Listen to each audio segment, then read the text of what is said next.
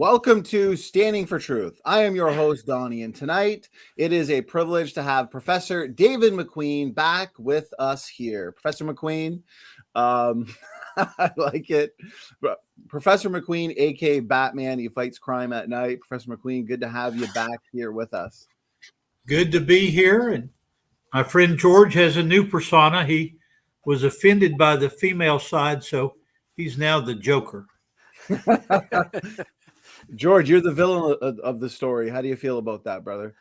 I don't mind. Yeah. Well, I appreciate you being here as well, George. To the audience, thank you for tuning in. Tonight, this is going to be an important show. We are focusing on Noah's Ark. To anybody who's not yet subscribed, please make sure to hit that subscribe button and share around this content, as the truth is important. Now, before we get right into the show, though, a couple announcements. We've got Professor David McQueen, who will be back with us doing a couple more formal debates. He just debated Jackson Rowe a couple weeks ago on Noah's Ark, the feasibility of Noah's Ark. That was a must-watch debate. It's getting a ton of good feedback. So if you have not yet seen that debate, please check it out. We will be having next month the big round 2 debate between Professor McQueen and Jackson Rowe on the Cambrian explosion, best explained by creation or evolution. That is an important question and topic. And then the following month, the Great Age of the Earth debate, everybody's favorite topic, Professor McQueen versus Taylor, aka Snake Was Right. So that is sure to be one to remember. George, David, again, thank you, gentlemen, for being here. And why don't I just hand it over to you guys to kind of introduce everybody to the topic tonight? Yeah, Thank no you. problem. Thank you very much. We traditionally start out with a couple of jokes. What do you have for us tonight, Brother George? Oh, well, I've got an old couple's joke. So I'll start off. There's 2 older couples were having breakfast. The old man, that could be you, David. The old man 1. Yes. We went to the best restaurant last night, he said. The old man 2, that could be me. What's its name? The old man 1 says, oh, I have such a terrible memory. What's that red flower? Me says, carnation. You says, no, the one with the thorns. Oh, I said, rose. Then you said, as you turn over to your wife, hey, Rose, what's the name of that restaurant we went to last night? I love it. I love it. Here's my first joke for you. Look behind me here. Do you recognize the flying reptile? It would be the pterosaur. Can you see that? Yep. Oh, yeah. Yes. Pterosaur. Do you know that one flew into our house here in Louisiana and actually used the master bath? But I could not tell he was there. Why would that be? Because the P is silent. That's a good one. I don't know which. Go ahead. I was gonna say I don't know which joke is better, George or Professor McQueen. Well, we need to have a the debate jokes between you two on the jokes. jokes just keep on coming. And George, I was reluctant to do this, but I wanted to put this map together to show where the country of Turkey is.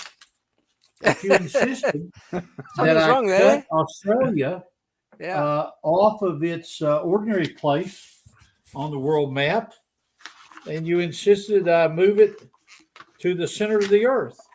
And there is Australia, correctly put in the center of the earth. We still can see Turkey someplace, but we'll come to that later. I had to move Alaska and so forth down to your latitude and longitude, but at least I did what you said.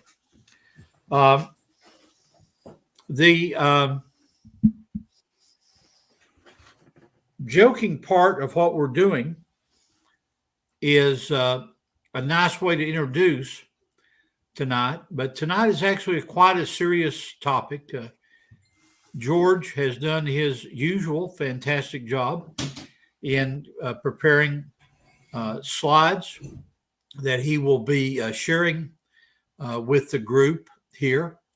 And I'm so thankful for his help. The sequence we're going to follow is a 20-minute introduction by me. I've got my timer all ready to press here. And then George's first presentation of 20 minutes. And then send your questions to our host, Standing for Truth. And we'll finish up the first hour with Q&A. Then when we come back, I'm going to ask George to go first, please, because I need a break there at the top of the hour. And then after his 20 minutes, we'll go into my final 20 minutes. And we'll end the show with Q&A. If that's okay, I'll go ahead and set my timer and begin, George. Is that okay with you, or do you have another joke? Can I just introduce something into our discussion today? Yes. The editor of the National Geographic magazine, Gilbert H. Grosvenor, said this, and I quote, "If the Ark of Noah is ever found, it will be the greatest archaeological discovery in history and the greatest event since the resurrection of Christ. And it will alter all the currents of scientific thought." End quote. Go for it, David. Actually, well, that's yes. We've got Jackson Roy put his comment up on screen. He says, "Tell David thanks for the book." This is the book that he's referring to. And remember that my reward for the other people that debate me this year is a copy of my book, autographed and inscribed. I am so thankful that the Holy Spirit leads George and I into our discussion of things, because that very quote is one that I intended to use from my National Geographic collection. It's very remarkable that in the 20th century, National Geographic viewed the finding of the Ark as one of the most important archaeological discoveries around. Sadly, George, I have to report that I have so many of these that Mrs. McQueen has forced me to make a bed out of them. I stack them up, and it's a nice, firm area to sleep on. But so much for the joking around. I'm very serious tonight. We're going to be talking about the story of the Lord Jesus, what many people call his story. And if you put his story together, it's history. And our argument is going to be that history provides proof of the Bible. Now, how would we even begin something like this? As I get my timer started here. Let's begin it this way. Why would this whole topic of what some would call the historicity of the Bible be important at all? Well, the reason that it's important is that if George and I tonight can prove to you that one of the most important, what many people consider stories in the Bible, actually has basis in history, then that would be a reason to believe the Bible, wouldn't it? You know, we talk so much about the accuracy of the Bible. George and I have mentioned this many times in the past.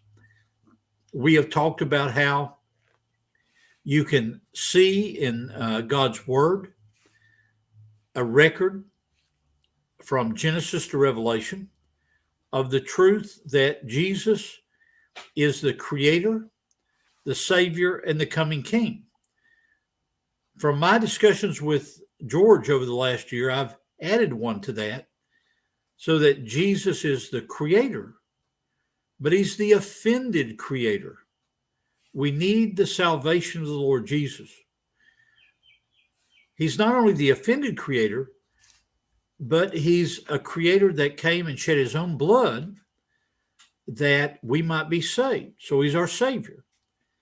But you have to keep in mind that the whole point of Noah's Ark was to save 8 people and all land animals. So don't miss the forest for the trees. Don't miss the point that if George and I can demonstrate to you in the next 2 hours that the Bible can be trusted, that there really was once a ark at 14,000 feet that perhaps got broken in pieces, as George will talk about, in a great earthquake in the 1800s. He's going to talk about the pre-World War II evidences for the for sightings of Noah's Ark, and I'm going to talk about the post-World War II sightings. So it's critically important because the Bible is true. If we can demonstrate that there's historical evidence for the Bible, there's historical evidence that others have seen Noah's Ark on the mountains of Ararat in eastern Turkey, then that would provide evidence, would it not? And be an argument that perhaps you should take the Bible more seriously. Now, a second point I want to come to is the issue of my own involvement when I was at ICR from 1983 to 1987. I was asked during that time to help the late Henry Morris's son, John Morris, answer some questions from his own expeditions to Mount Ararat. After the 1 hour break, when I come back again, I'm going to read to you some comments that Dr. Morris made in his study Bible that I think you would find helpful in this regard. My own involvement started in the period 83, 84, and leading up to about 1985. John Morris had gone to eastern Turkey, had gone to the area around the mountains of Ararat. And let me use my handy whiteboard here to draw a map. George and I think of you guys as being part of our class. So class, you can get out your pen and paper, and we'll begin talking about eastern Turkey. And I'm going to draw a map that I'm going to put a north arrow on here. So we're going to draw a map of eastern Turkey and illustrate where Mount Ararat is. Now, because X often marks the spot of a treasure, I'll put X on Mount Ararat. South of Mount Ararat is a lake called Lake, we would pronounce it in English Van, but it's pronounced Van in Turkish. Lake Van. And then pretty much in the middle of the country is the country's capital.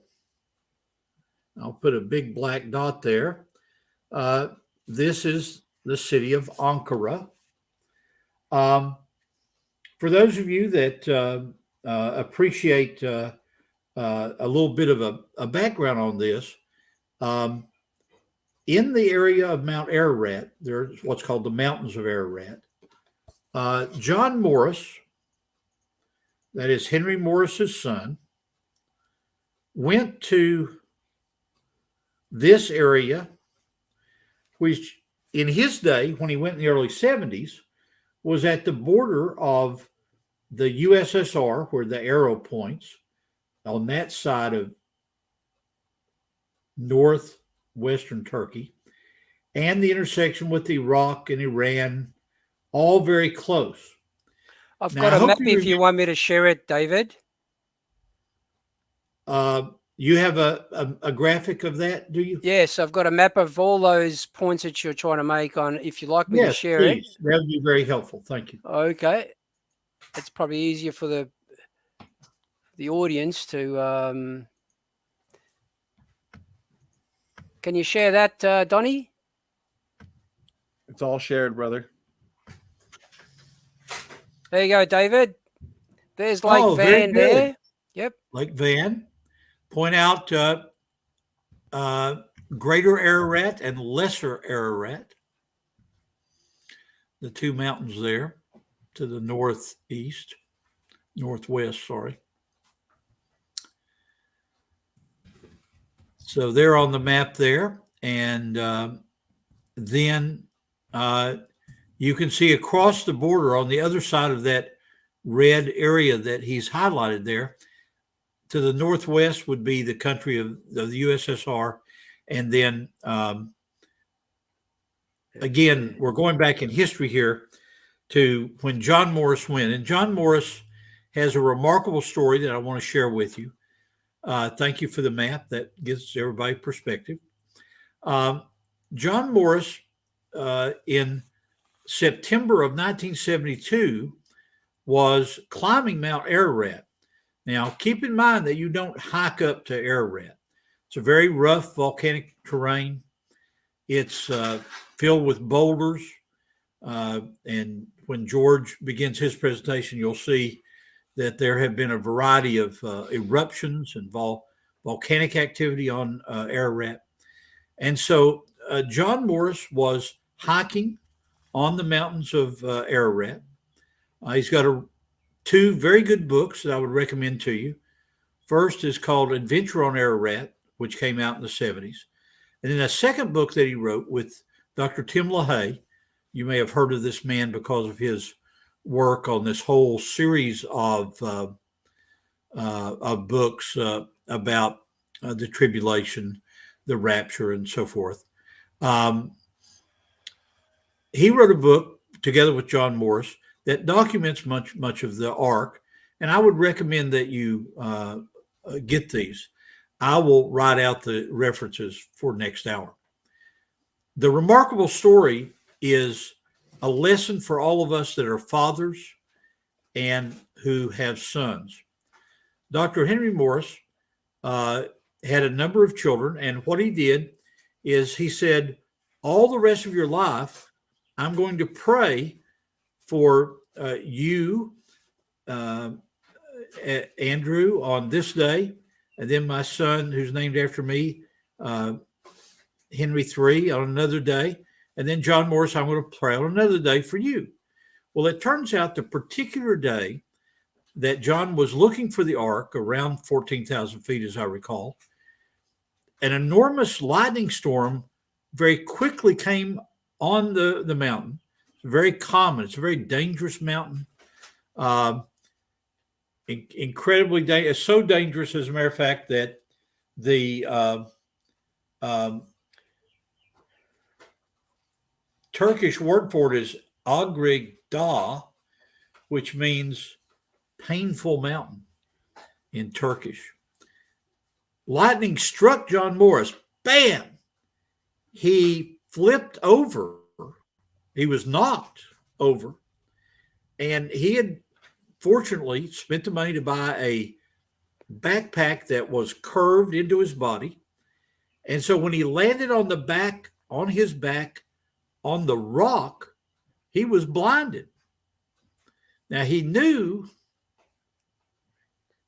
I almost cannot do this without tears. He knew his daddy would be praying for him on that day. And so after a while, he came to, and he realized that this backpack had saved his life. Now, the rest of his life, he had bouts with problems with eyesight and stature and what would you call it, the ability to walk without help here and there. So the lightning strike really hit him hard, but yet he was close to the historical sightings of the Ark and made a number of discoveries. Like, for example, he found a group of rocks near Ararat that had 8 crosses on it, or 8 symbols for the 8 people on board the Ark. And so John had been studying for years something called the boat-shaped object. Now, the boat-shaped object is nothing more than a geologic group of intrusive igneous rock. But there are people, such as Ron Wyatt, that have said over the years, oh, we found an anchor to the Ark and so forth. Well, John went up and actually brought some samples back to California, where ICR was based. We made thin sections of them. We took a good look at them. And me and Steve Austin and the other geologists there, we were able to verify that this was just a rock.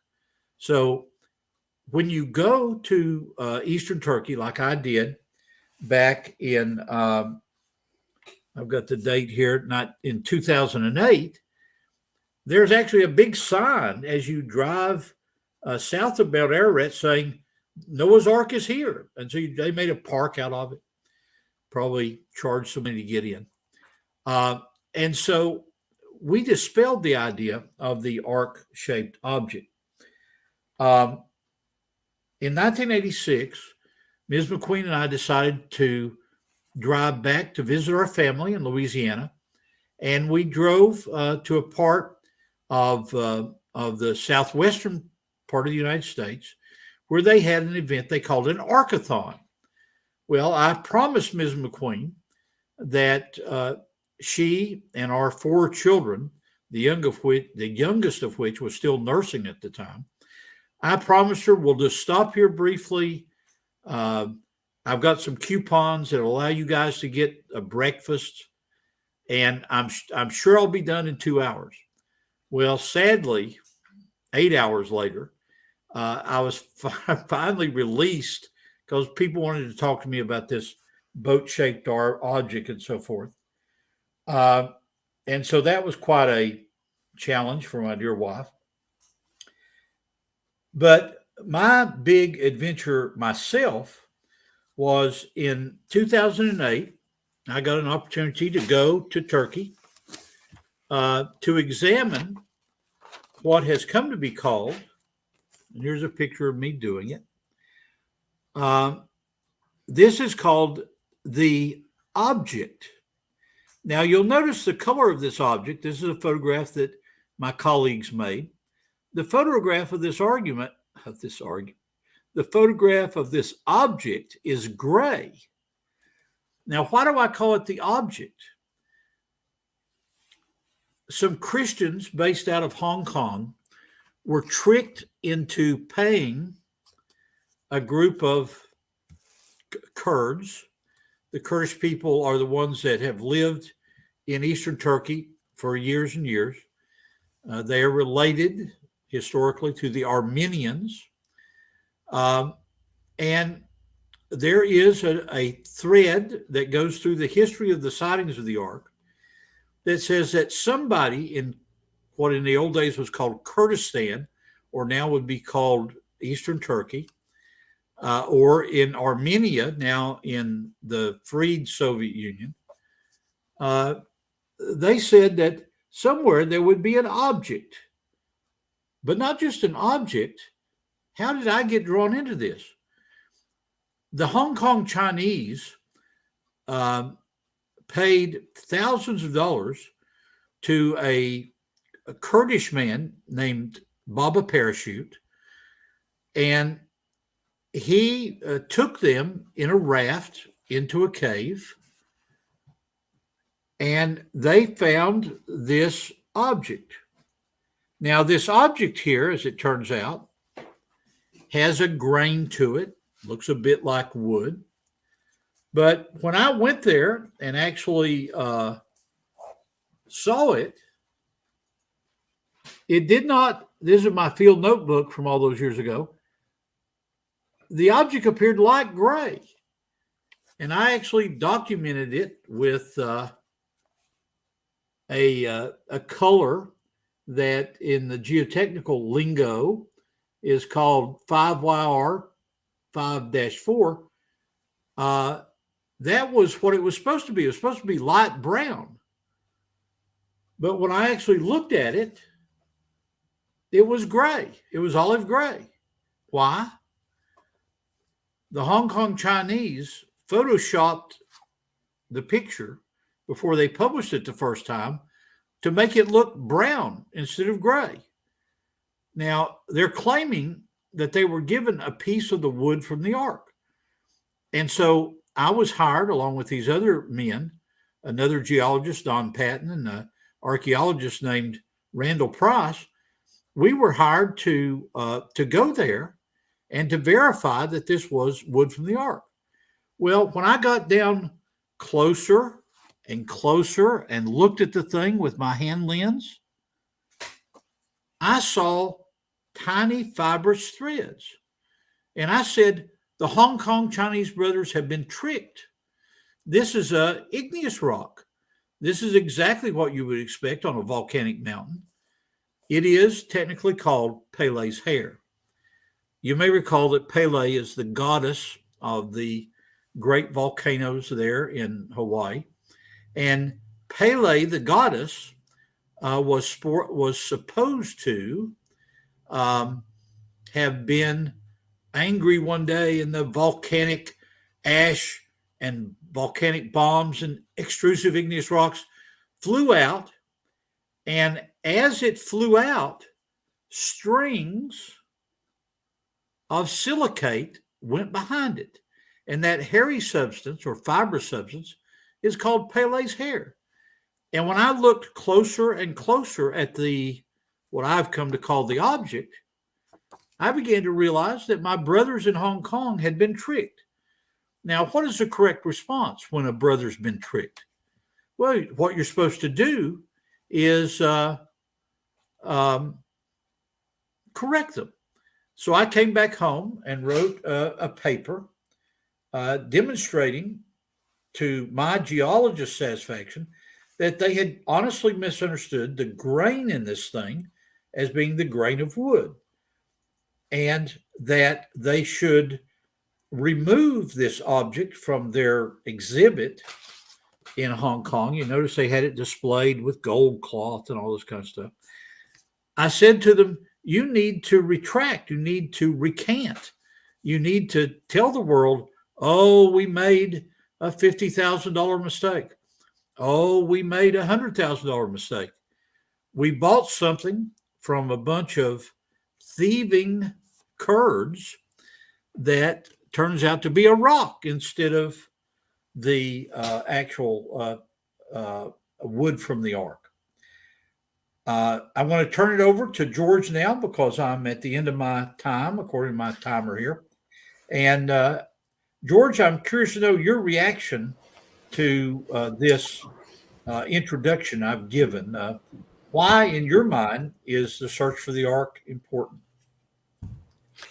Well, I think I introduced that in the very first thing that I said, the quote from the National Geographic magazine editor. Yes. But I'm going to go a slightly different path, David. Before I get into more of the evidences, I'm going to introduce the audience to scripture, for example. So I'll start off by quoting Genesis 6:13. It clearly says, "And God said unto Noah, the end of all flesh is come before me, for the earth is filled with violence through them. And behold, I will destroy them with the earth. Make thee an ark of gopher wood. Rooms shalt thou make in the ark, and shall pitch it within and without with pitch."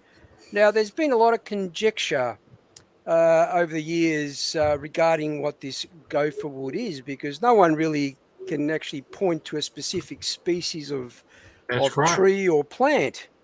So I'd like to bring in a conversation I had with Mr. Ian Juby. I've sort of been talking to Ian for a few years via the various social media things, but I'll share my screen, Donnie. So get ready. I want to show this direction in terms of where I'm going to with gopher wood. Okay, can you see that? Yes, very good.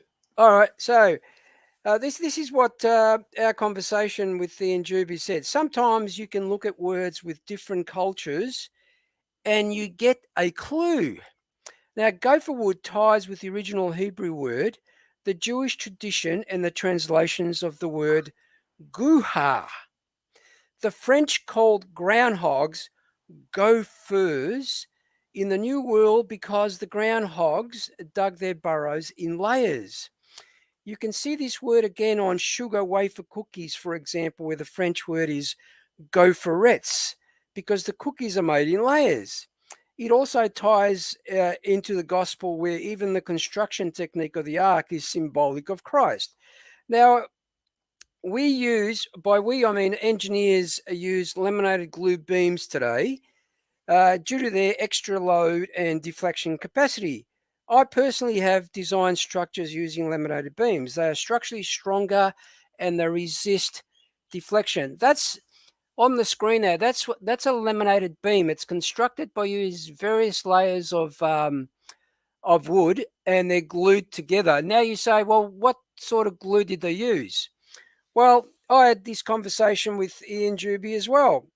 He clearly, he can actually show that in a video that he's made on how they can literally make a Neanderthal. He calls it a Neanderthal super glue.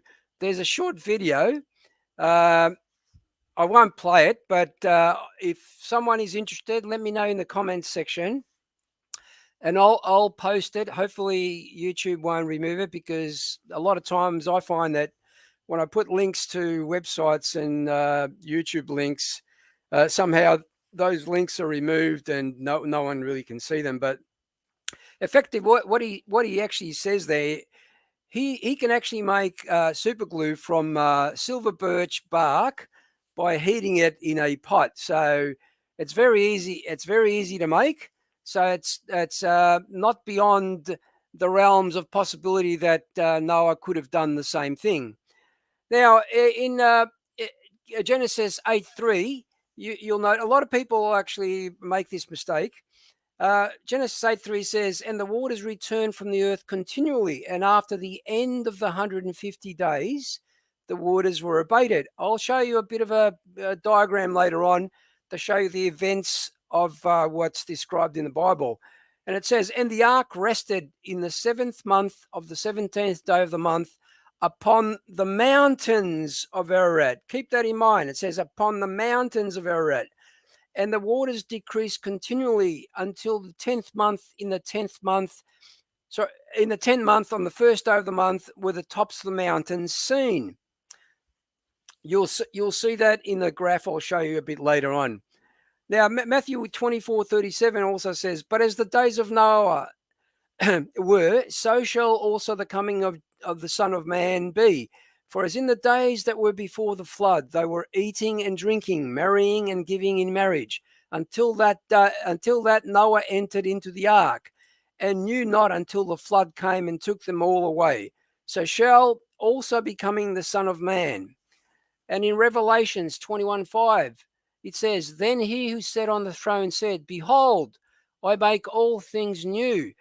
And the reason why I put that quote in regarding Revelations is our old earth creationists seem to think that it took God millions to billions of years to create the earth and life. Well, I'd like to pose, since that in Revelation it states, "He who sat on the throne said, Behold, I make all things new." Will he make all things new over millions and billions of years, or will his word make them instantaneously? Okay, there's the figure that I was referring to. You can see the events described in the Bible of when the actual fountains and the rains begin, right through to the dry ground and the exit. A total of 371 days. You'll see at 150 days. At 40 days, the rain stops. At 150 days, the waters stop. They begin receding. The ark runs aground.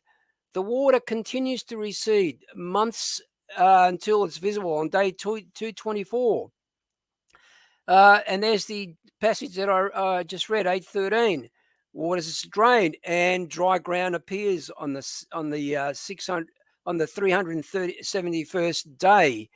Now, if it's a local flood, tell me, where have we seen 40 days and nights of continuous rain produce a flood, of such a flood, and covers all distant mountains, cause rising waters for 150 days, flooding for 314 days, and left the land unsafe, unstable for 57 days. 57 days being from the time the water drains off to the time the ground was dry and they began to exit the Ark.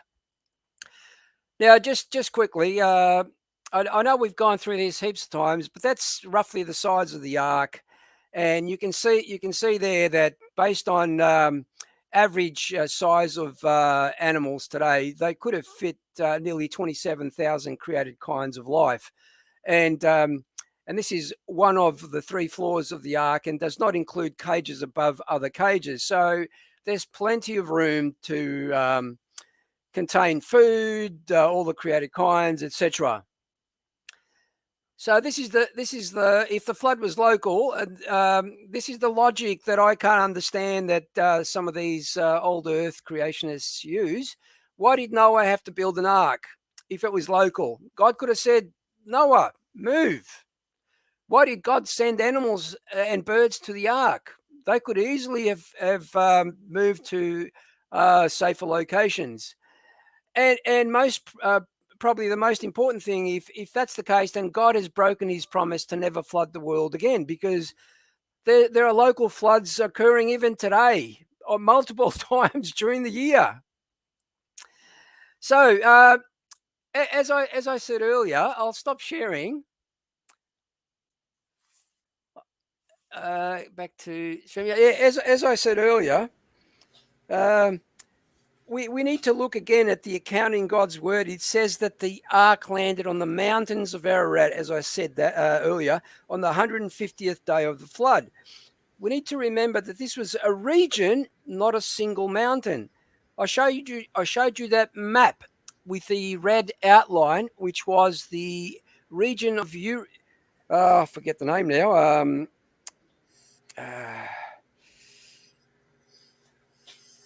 I've lost it, but it'll come to me. Now, modern Mount Ararat, as Professor McQueen will attest, it actually consists of 2 stratovolcanoes. One is the Greater Ararat, and the Lesser Ararat is the other. It is a dormant volcano, by the way, today, but it was active until recently. I believe the last earthquake and volcanic ash flow was around about July the 2nd, 1840, I think, from memory. Now, for those people that don't know, a stratovolcano is known as a composite volcano. It's a conical volcano built up of many layers of hardened lava and tephra. I hope I pronounced that correctly, David. The lava flowing. Tephra is the correct pronunciation. Yes. The lava flowing from the stratovolcanoes now typically cools and hardens before spreading far. This is due to its high viscosity. Now, for those people that are interested in volcanoes, Creation Unfolding, that's our guest Ken Colson's YouTube channel. He has a good video explaining the various types of volcano and the lava viscosities. It's only 15 minutes long, and it explains why some volcanoes really dangerous and others are not, like in Hawaii, for example. I can also provide a link to that YouTube video if someone lets me know. Now, I found quite a bit of look. The question of the Ark is one that can be debated from both sides. But I found a website on Otangelo Grasso's website. I can provide that link as well. It's called Noah's Ark has been found with high probability on Mount Ararat. Now, he goes through all the objections, the evidence, and he presents a particular case. But from my point of view, I believe even if we don't find evidence for the Ark, it doesn't prove or disprove anything, because there is plenty of ancillary evidence that can point to the Ark and the story of the Ark in the Bible. I'll go through that ancillary evidence a little bit further onto our discussion. Now, I'm not sure, did I take up my 20 minutes, Donnie, or? No, well, I think you got a couple of more minutes left. It's up to you, George, how long you want to All take. Right. Yeah, go ahead, George. I went a bit long. You go ahead. No worries. Well, Professor McQueen pointed out that I'll be presenting some evidence pre-World War I. Well, I'd like to say the earliest obvious historical reference to the geography surrounding Noah's Ark landing on Mount Ararat is by the early church historian. I hope I don't butcher his name, but his name is Philostogius, around 425 AD. Now, how is it that Philostogius even knows that the Ark landed on the Armenian mountain Ararat in circa 425 AD? I mean, no one came up with that idea until medieval times, and no one ever made such an identification until then. So, yeah, as early as 425 AD, they were looking at evidence for an Ark. Now, unlike modern accounts, as I said, the best historical sources are a relative agreement about the landing place. You can look at pagan, Jewish, Christian, and even Islamic sources all point to the southern location of, now it's called Kudi, but there are various names that describe it. It's a mountain range in the southern part of Turkey near the borders of Syria and Iraq. While actual remains may no longer be extant, there is evidence that as early as the first millennium remains were observed by pilgrims. And Professor McQueen mentioned those Kurds who, I don't know whether that's true or not, made up this story and sold that piece of evidence to our brothers in Hong Kong. In Hong Kong, yeah. And by the way, you're quite right, George, about Mount. In Turkey, they pronounced it Yudi, and the followers of Islam are convinced that the Christians are going to the wrong mountain, and that they believe, quite like you say. By the way, it's cold on Mount Ararat, so I dressed appropriately. 14,000 feet after all. But at any rate, the point is that the followers of Islam believe that they have evidence that it's down south in Mount Yudi. So what you say is true. Well, David, as you know, more recently during the 1980s, Colonel James Irwin, for those that aren't aware of that particular name, the late moon walking astronaut, and his associates combed most of the mountain on foot. They're still not satisfied. They actually surveyed and photographed the mountains from various aircraft. Now, while the efforts of Irwin and others have received much media attention, there is still no tangible evidence of an Ark on Ararat. Now, you make up your mind, but some people say there is and some people say there aren't, and they're convinced by one way or the other. Now, that region I was trying to remember was that red line that I showed was actually the region of Urartu. Okay. Now, Professor McQueen rightly stated that the mountains are very cold, and I'd like to share my screen again just shortly so I can show people something, because I think it will explain to them. There's Mount Ararat. There's the red line of the region of Urartu. And you can find some more information by just searching a site called noahsearch.com. But there's the location of the region of Urartu, Mount Ararat, and Mount Kudi. As you can see, it's on the east part of Turkey, as we've described earlier. And this is the temperature versus altitude description. Now, Professor McQueen rightly quoted, the Mount Ararat is, I think, 13 or 14,000 feet high. Now, if you use that simple indication there, you'll find that the temperatures at that level are around about minus 20 degrees centigrade or Celsius. That's very, very cold, by the way. And even the I think I've said the middle zone of Ararat measures between 1,500 to 3,500 meters. That's a temperature range of 0 to 14 degrees centigrade. So we can see that it's very cold, and there's snow on that mountain, on those mountain ranges all year round. And George, you told me to be sensitive to the international audience of our class. Greater Ararat rounded up is about 17,000 feet, which rounded down is about 5,000 meters. Lesser Ararat is rounded up about 13,000 feet, or rounded up about 4,000 meters. So that's correct, the metric version. Now, moving on to Marco Polo. Now, I'm not sure if people have heard. I mean, most people would know about Marco Polo, but I'm not sure whether they've heard the stories regarding Marco Polo and the Ark. Now, it's very interesting because some creationists believe Marco Polo saw the Ark, but other websites I've gone to have said no, he visited eastern Turkey and talked to people who had seen it. So the Ark really, from a Marco Polo perspective, is I guess conjecture.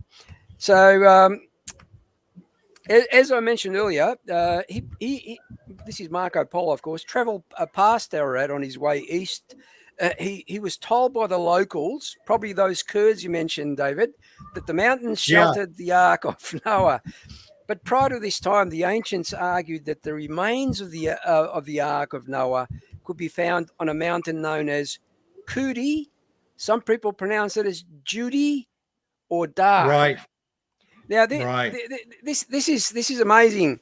I've never seen or a reference where a particular mountain could be referred to probably about a dozen different names. For example, you would have noticed that Kudi was located about approximately 320 kilometers south of Mount Ararat in that's correct, in Turkey. Yes. And it's within eyesight of the Syrian and Iraqi borders, as David mentioned earlier. Also, the Tigris River flows at its base. And in the literature, it has also been called, now get all of this, it's also been called Mount Judy, Mount Kadu, Mount Quadu, the Gordayin Mountains of the Kurds, and the Assyrians, Mount Nippur. It is also important to note now that at times this mountain has even been called Mount Ararat. Okay, another historical bit. This is Bill Krause regarding the landing place. Near the close of the last century, there were high expectations that actual remains of Noah's Ark might be found on Mount Ararat in the eastern part of Turkey, as we've described earlier. After numerous expeditions and much money spent, there is little to show for that effort. Now, some people will disagree with that, and you make up your own mind. Now, not only have the alleged eyewitnesses' accounts proven unreliable, they are often contradictory.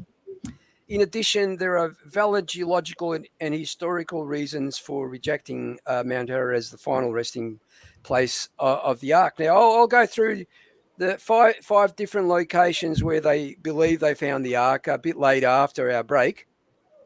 But unlike modern accounts, the best ancient historical sources are in relative agreement about the landing place. Now, pagan, Jewish, Christian, as I said, and even Islamic sources all point to the southern location of Kudi. Okay? And I mentioned James Irwin. You'll also find that there were, as I said, pre-World War II sightings. But I might leave it at that, David, and maybe I'll go into the various sites where they believe Noah's Ark actually did land and what the evidence suggests. So, George, we are coming up on the end of our first hour here. You want to take a couple of questions from our class? Yeah. Yeah, why don't we? So fantastic presentations and opening statements there, Professor McQueen and George. We've had a great audience, 50 to 60 people with a ton of great questions coming in. So great idea, Professor McQueen. Why don't we get in a couple of these questions? Here's a question, David.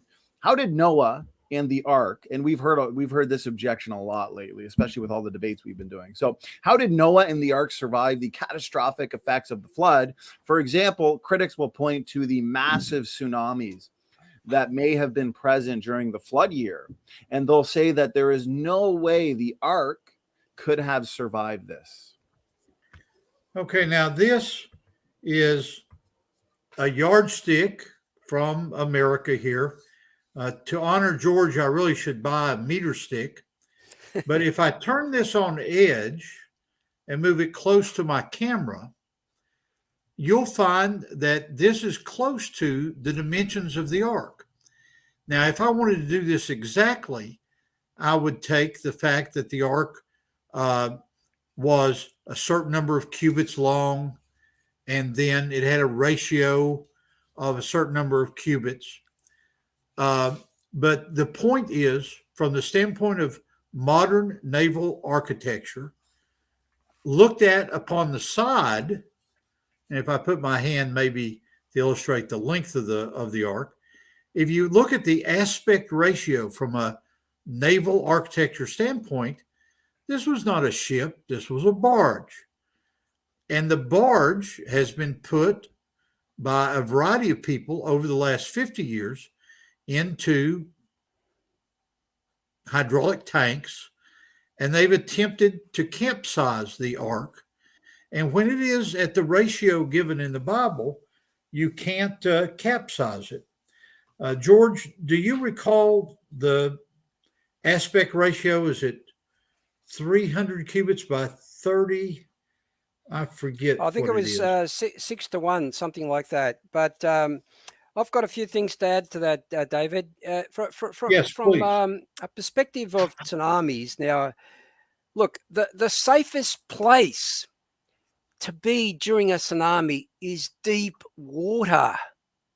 Yes. And there was a lot of deep water during the global flood. Now, there's also other evidence. I think Professor McQueen mentioned the aspect ratios, but there was a shipbuilding firm in South Korea that was engaged to do some studies on the Ark dimensions and how it's would perform in various wave situations. Now, they looked at the three particular criteria: the maximum comfort, the maximum strength, and the maximum stability. They found the Ark was right in the middle of that sweet point. Okay, now we often think of, but some people think that how could these goat herders have designed ships of that size without any experience? But you'll find some evidence from rocks that were found nearby, or by rocks I mean ballast rocks, where these ballast rocks were actually used to hang on the sides of ships to stabilize them. So that's one particular example where that specific mechanism could have been employed to stabilize the ship. And there's photographs I can show you later on of these ballast stones. They were found nearby those that region.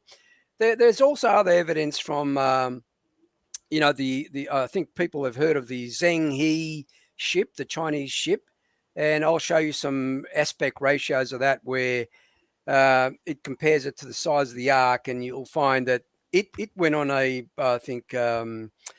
6-month journey, or maybe longer. I think it was longer, and the actual journey locations are actually shown in a National Geographic article. Now, not only did this Zheng He ship float, it actually navigated. It safely navigated back to its origin because it returned from a treasure hunt voyage. So that's my addition to that particular question there, David. Well, Donnie, let me take one more question, and then by that time we'll be at the 1 hour break, and I will turn it over to you and George and ask that you drop my video.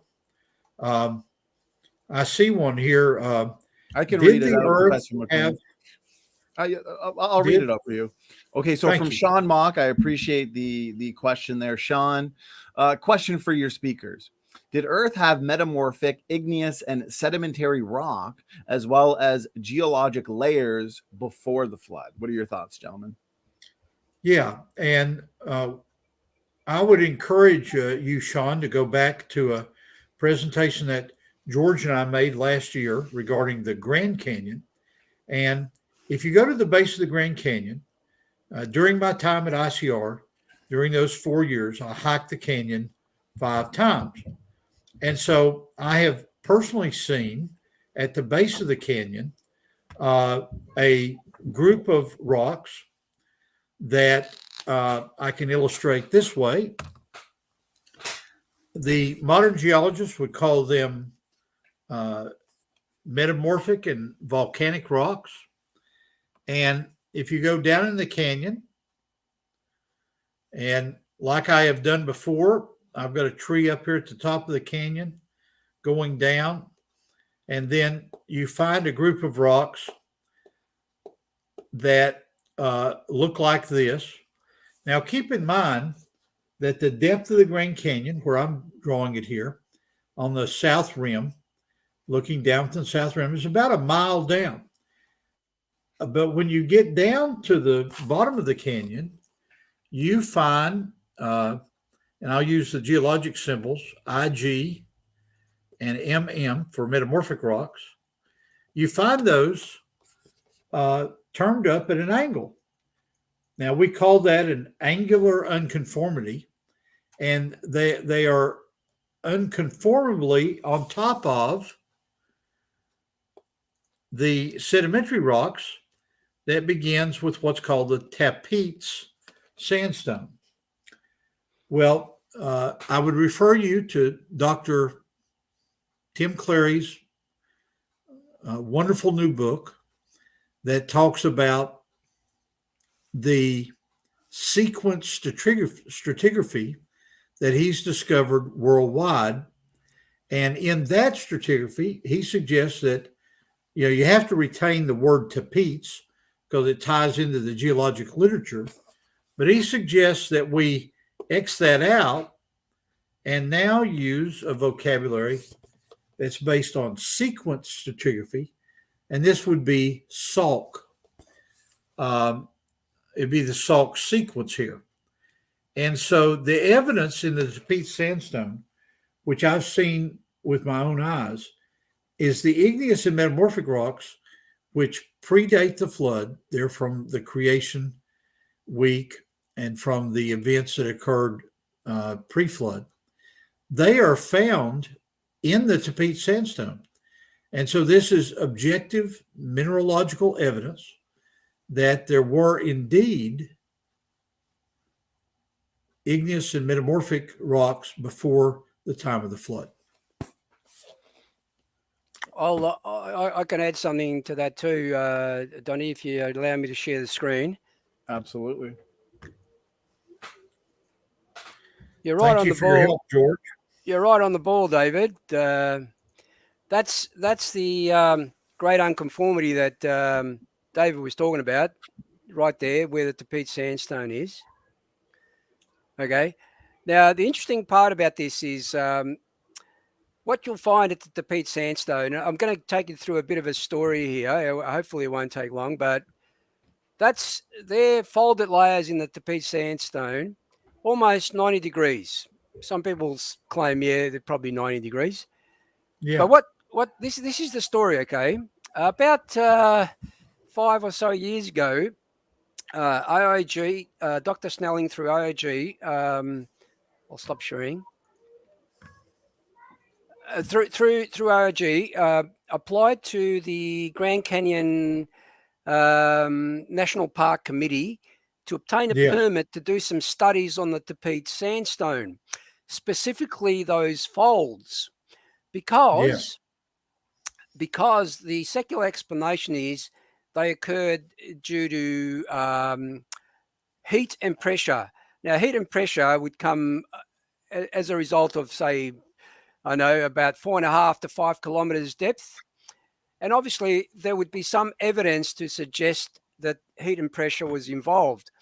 Well, for about 4 years, the Grand Canyon National Park Committee did nothing but deter AOG from obtaining that permit, to the point where they applied a court ruling. They actually sued the Grand Canyon National Park Committee because they believed that was discrimination. Other secular scientists have been allowed to study various layers of the Grand Canyon. However, for some reason, creationists weren't. Anyway, they were successful in obtaining that permit. Now, this is still early stuff, right? But just recently, AIG have prepared an article or a paper which clearly shows from the samples they collected that those folds show no evidence of metamorphosis. Now, if they were subjected to heat and pressure, they would become metamorphic in some way, like lime becomes help me. What is it, David? Lime becomes marble through the metamorphic limestone process. would become marble, and shale would become quartzite, and shale becomes shale tile. could become schist. Yeah. So they found no evidence of that at all. So the secular explanation of those folds being explained by heat and pressure just completely died. Okay, that's my input into that question. Yeah, excellent. And I'd like to go ahead and, with SFT's permission, turn the next 10 minutes over to you two to talk about things, George, and I'll take a break and be back with a fresh cup of tea. You want me to bring you some tea? It's a long drive to Australia. I'll take a coffee. I'll take a coffee, Professor McQueen. Thank you. I'll work on that. David, okay.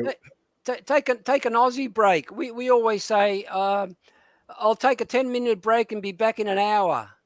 Yeah, I don't want to miss what you've got to say at the top of our hour, because you go next with your next 20 minutes. All right, Professor McQueen. I'm ready.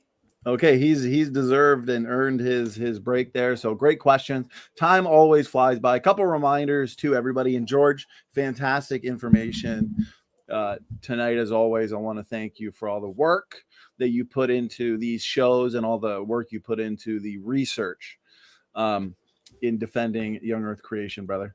So a couple reminders. Professor McQueen is going to be back here for a couple more formal debates. One next month, and then one the month after that, the Cambrian explosion, best explained by creation or evolution. And then the Great Age of the Earth debate, Professor McQueen versus Taylor. Snake was right. We put out a challenge video just the other day. As I pointed out, we uploaded it to this channel, our secondary channel, Young Earth Creation, and then also Kent Hovind's channel. So it's a challenge to all evolutionists to step up to the plate for a formal debate this year. And I am already flooded with emails, and we've got debates until the rapture, probably. So 2022 is going to be a lot of fun. I got a couple debates coming up in the next couple months as well. Is there evidence for human evolution? Me and Luca Medugno, we will be debating that important question that should be in about a month. And then I'm also going to be debating Jackson Rowe on ancestry. That will be this month. So that should be a ton of fun. And I'm also supposed to be debating David Neff on a different channel, actually pertaining to human evolution. And this Friday, the fun continues. Does geology support creation or evolution? round 3 between Jackson Rowe and Dr. Dino himself. So, George, I'm going to share screen real quick, brother, if you don't mind. All the screen sharing you do, it's got me itching for some screen sharing of my own. Can I just say, Donnie, can you get a better picture of Jackson? I mean, one that smiles, you know, he looks very serious in all those photos. Yeah, he told me he wants to look intimidating. So, you know, he sent me the most intimidating picture of himself. I'm just kidding. Jackson, if you want a picture of yourself smiling, message me on Facebook, my good man, and we can get a different picture of you. So real quick, I wanted to actually, can you see me on screen, George? Yes, I can. Yep. I wanted to remind everybody, we put out a book a few months ago, actually, by Team Standing for Truth, The Genesis Flood, Global or Local. It's a lot of people have picked up this book, so that's great news. It's huge, and it absolutely destroys this idea that the Genesis flood was local. So I highly recommend, if anybody hasn't yet checked that out or picked it up, you can also get the Kindle version, or even email us. We can send you a PDF. We've sent the PDF to a few critics, and we have not received any rebuttals whatsoever. The book is powerful, and the critics are, as always, dodging, ducking, dipping, diving, and dodging all over the place. So Jackson Rose says, I suck at photos. No worries, my good man. So real quick, I wanted to go over a couple slides as to why this local flood compromise really is just indefensible. And probably about 4 months ago, I did an impromptu kind of discussion / debate on this with some local flood proponents. And I utilized these same arguments, and there really was no rebuttal, guys. And there's been no rebuttal to our book. And the local flood idea, it's dead. Okay, it is dead. It's non-existent. So I wanted to go over a couple slides here. Peter's perspective. But was he thinking of the world in a restricted sense, referring to only part of the earth? No, in the very next chapter, Peter brings up the flood again. There he sets up a contrast between the pre-flood world that then existed, right? The world that then was being overflowed with water perished, which was destroyed by water, and the heavens and the earth that now exist, which will be judged by fire. So what's funny is these local flood proponents now have to say, in order to have justification that this middle event, being the Genesis flood, was local, they're going to have to say the creation event was local, and they're going to have to say the coming judgment by fire is local. I mean, is the coming judgment by fire only going to take place in Canada or America or Australia? No, it's going to be worldwide, in the same way that the creation was worldwide, universal, the creation of the heavens and the earth, which the scoffers in the latter days are going to deny and are denying.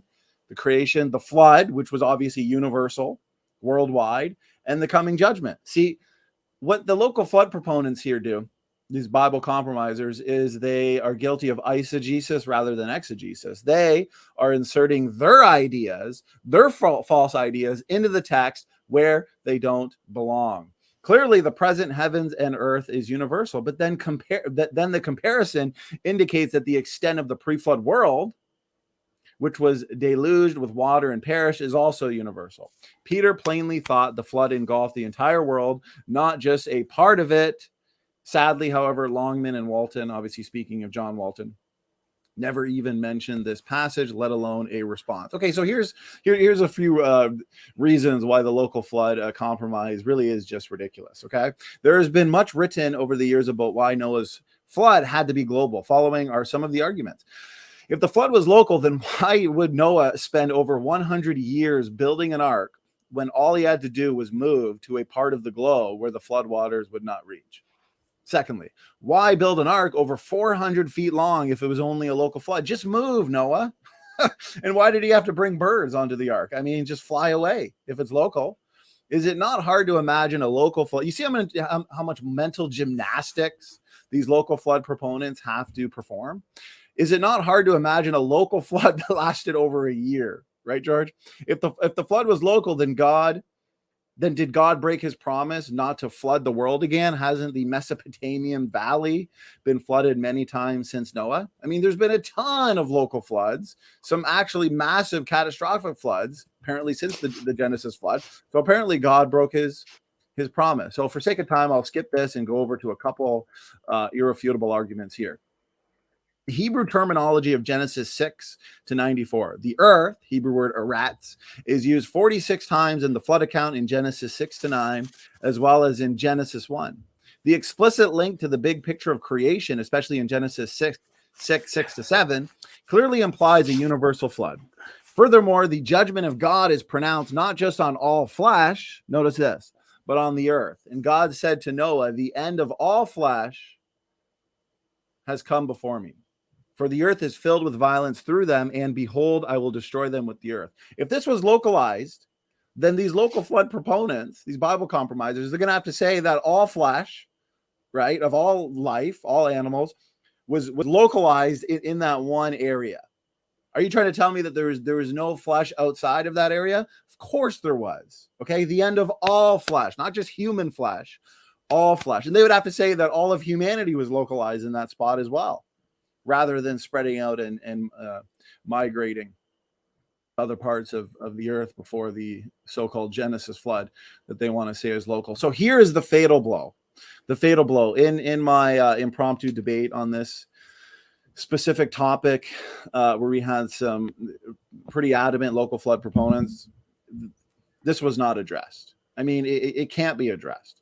Okay, so listen to this. Under the whole heaven, Genesis 7:19 is used 6 times outside of the flood account in the Old Testament, and always with a universal meaning. Deuteronomy 2:25, 4:19, so on and so forth. For example, whatever is under the whole heaven is mine, said the Lord. So these local flood proponents, if they're consistent, which they're not, they would have to say that only part of the whole heaven is the Lord's. No, we know that the entire heaven, God created the heavens and the earth, belong to him. Whatever is under the whole heaven, not just part of it, is mine. In Genesis 7:19, under the whole heaven literally means, believe it or not, local flood proponents, the whole heaven. Okay, here we go. Here's the fatal blow. Fountains of the great deep. All the fountains of the great deep. Not just some, George, but all the fountains of the great deep. The fountains of the great deep are mentioned only in the flood account. Notice this. Genesis 7:11 and 8:2. And Proverbs 8:28. Notice this. The deep, which is the Hebrew word tahom. I want everyone to pay close attention as to why this absolutely demolishes the local flood idea. Relates back to creation. Okay, Genesis 1:2, where it refers to what?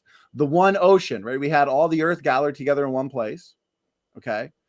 So you have one body of water, clearly, one ocean, covering the whole world before the land was formed.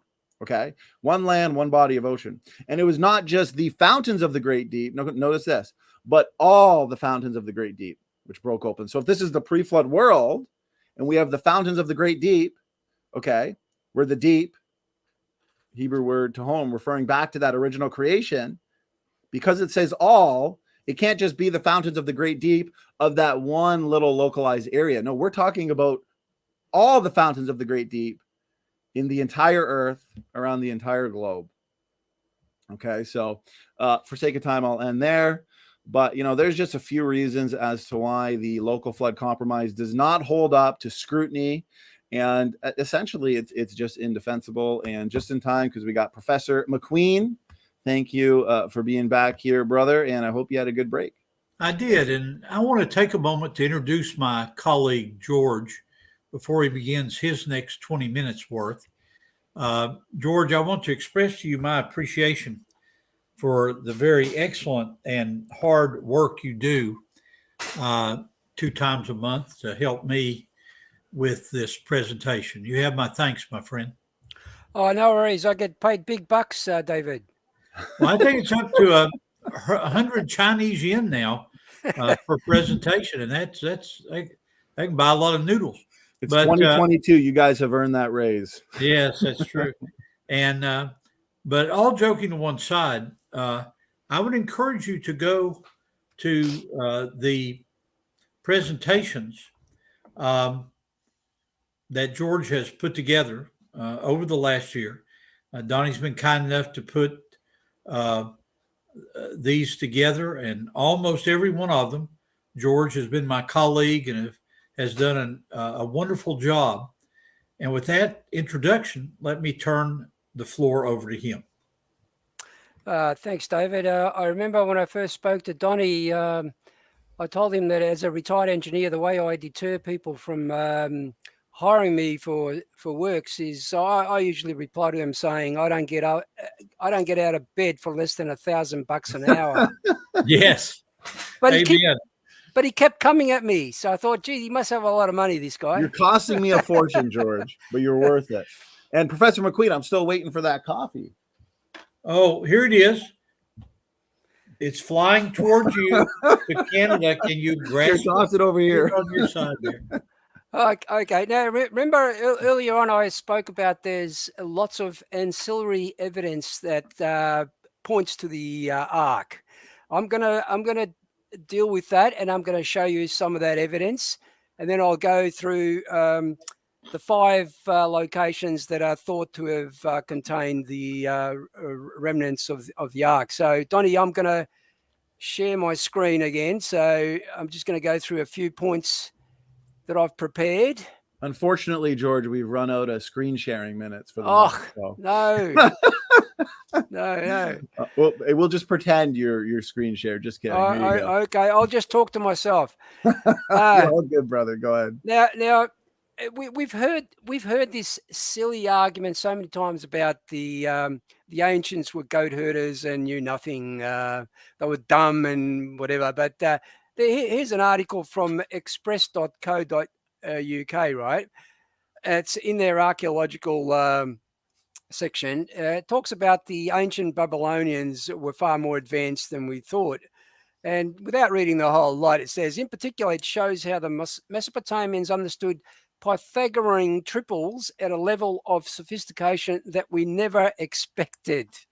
Okay, to hold some of the greatest secrets of the ancient world, including the Tower of Babel, which is first mentioned in Genesis in the Bible. Okay, so that's there's an aspect ratio of the various ships comparing it to the Ark. You'll see Queen Mary's probably one of the biggest, the Titanic, the Wyoming, most Americans would know what that is, and the Santa Maria. We all know, I think that was Christopher Columbus's ship, if I'm not wrong. Yes, it was. Yeah, and then Noah's Ark is just below it at just over 500 feet. And there's Zheng He's flagship, which is over 600 feet, almost 700 feet.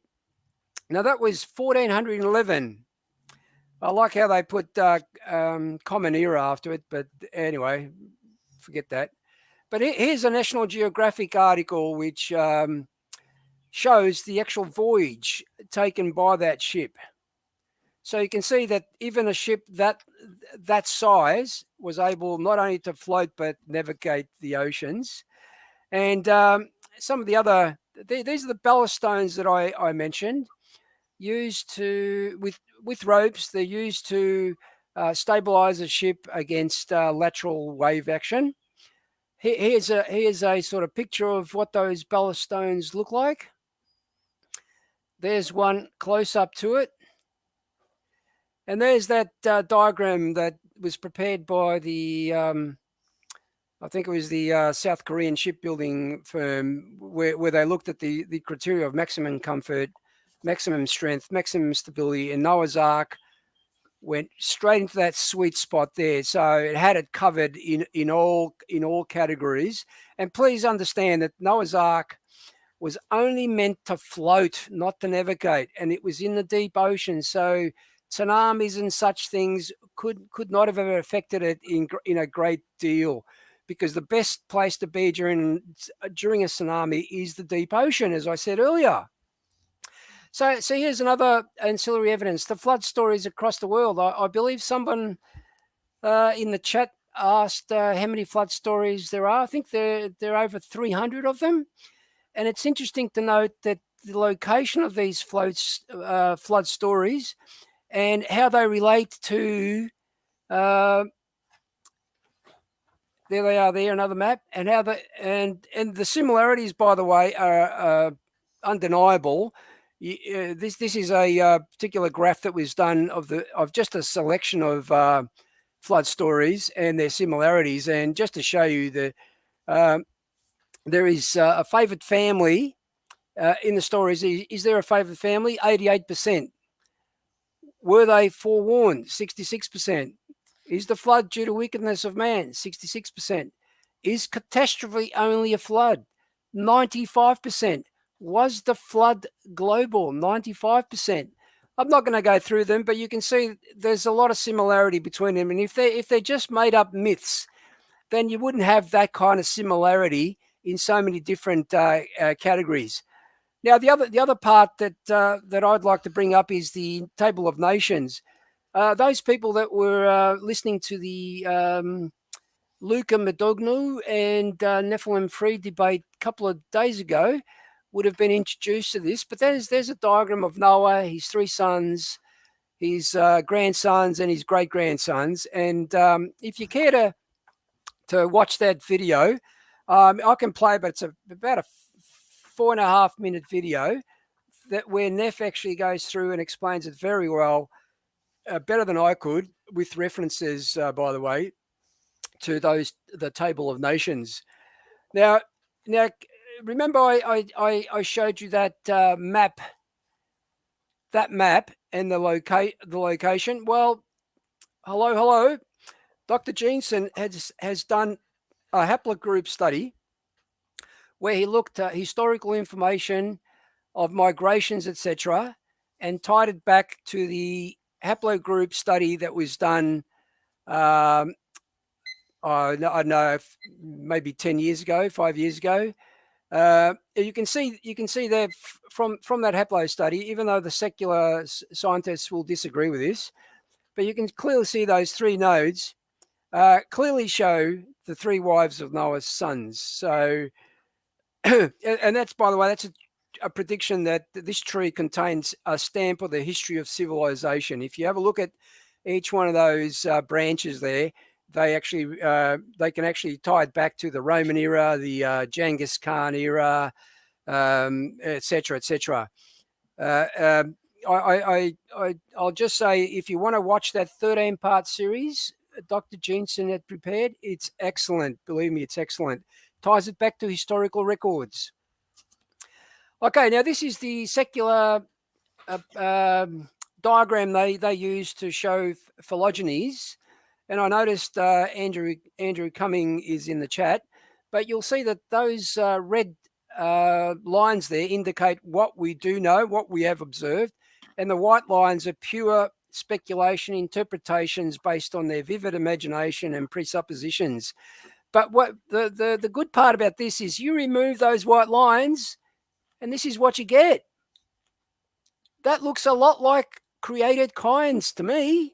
Yes, you're quite and right. To everyone else. Yeah.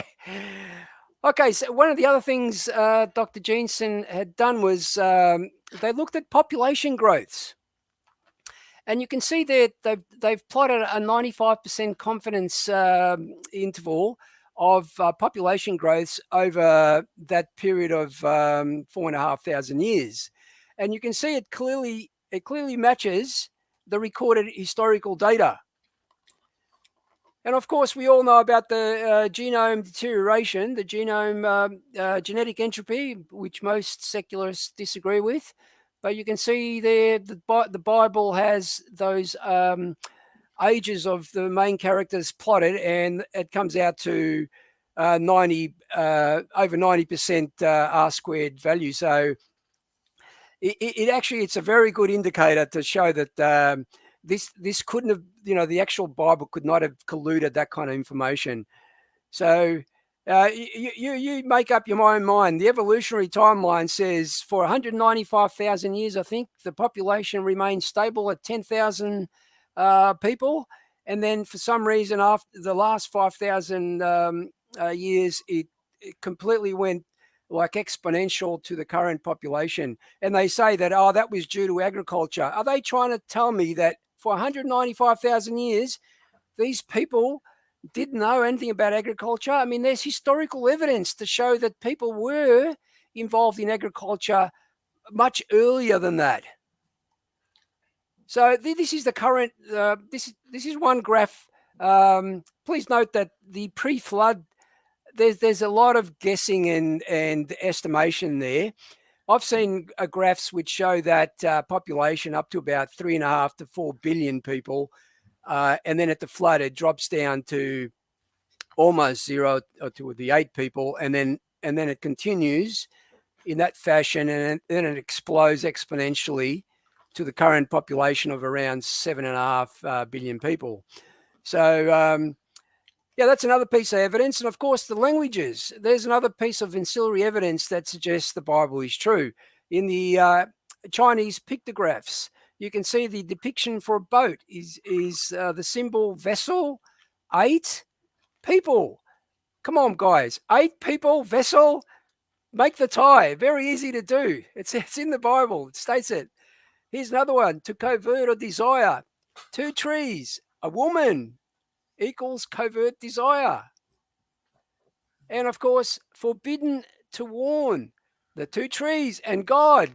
Didn't God warn Adam and Eve not to eat of the forbidden fruit?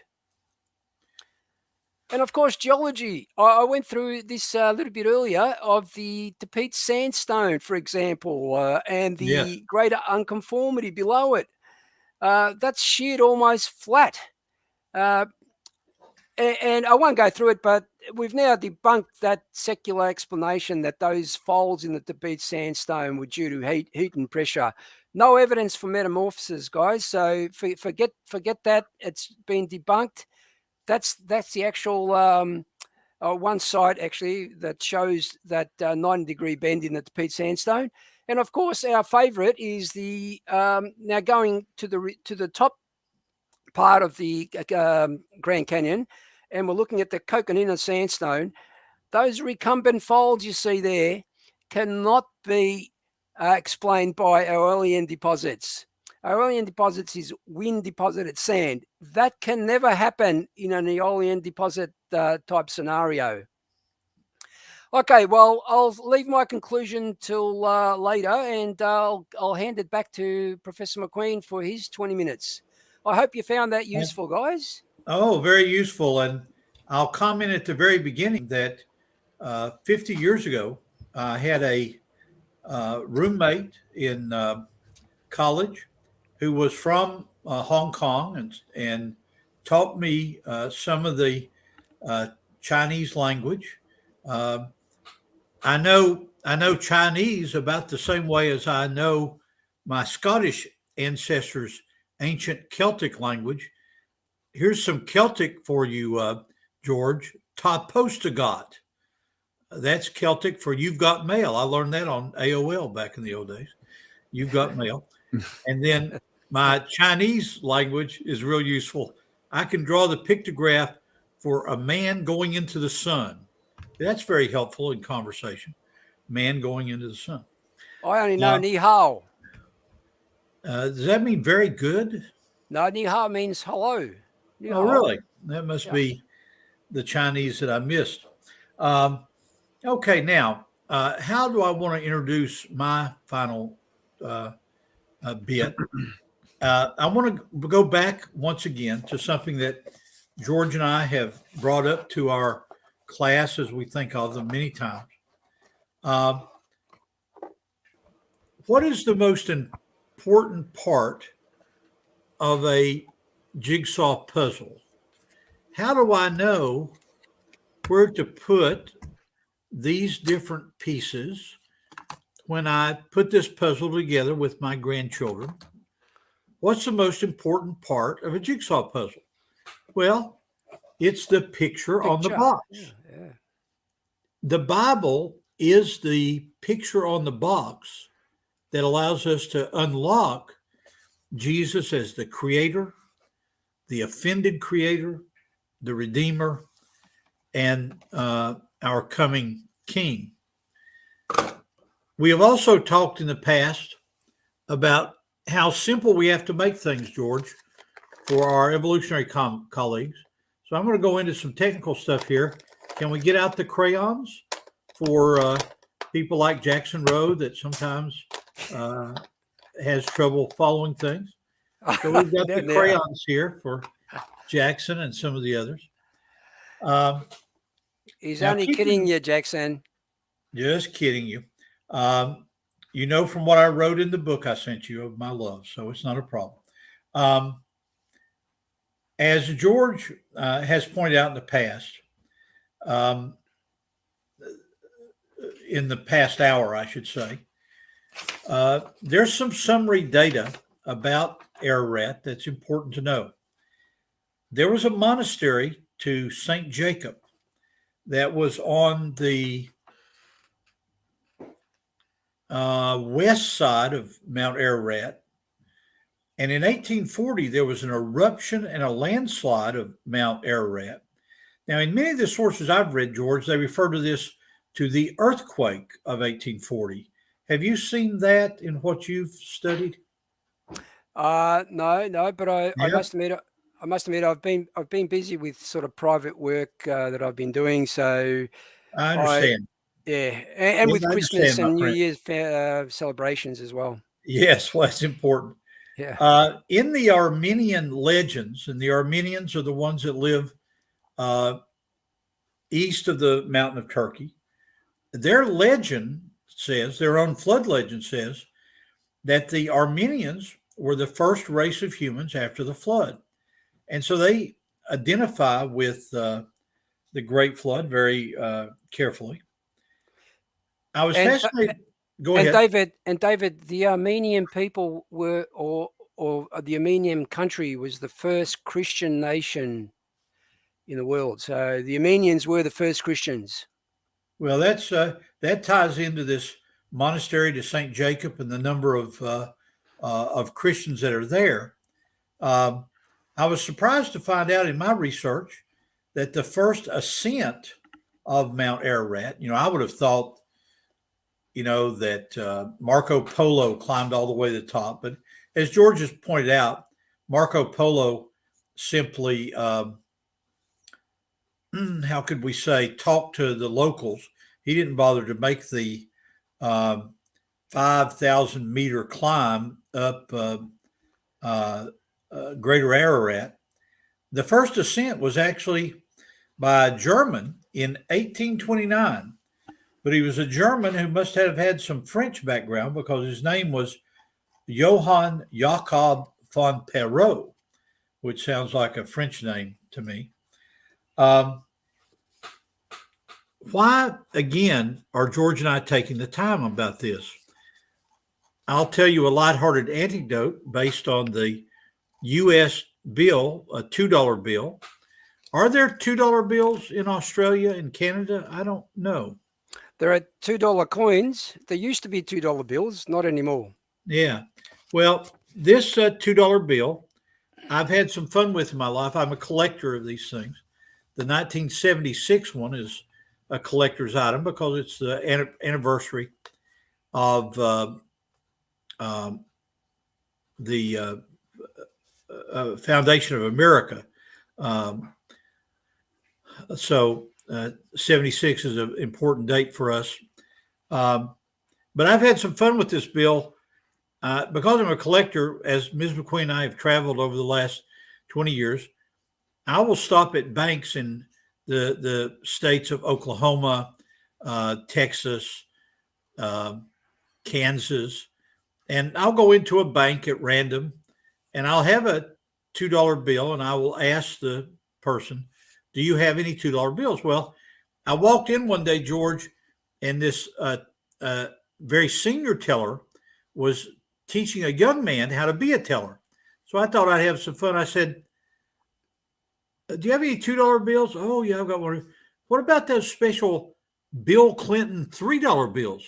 Do you have any of those? And the guy looked through his tray of money. No, I don't. And then the woman said, he's playing a trick on you. There are no Bill Clinton $3 bills. So we want you to base your thinking on fact and not people making up things and trying to trick you. So I'm supposed to go from World War II on. And so I thought I would start with our own Army. The United States Army had a publication during World War II that was called Stars and Stripes. There are a number of anecdotal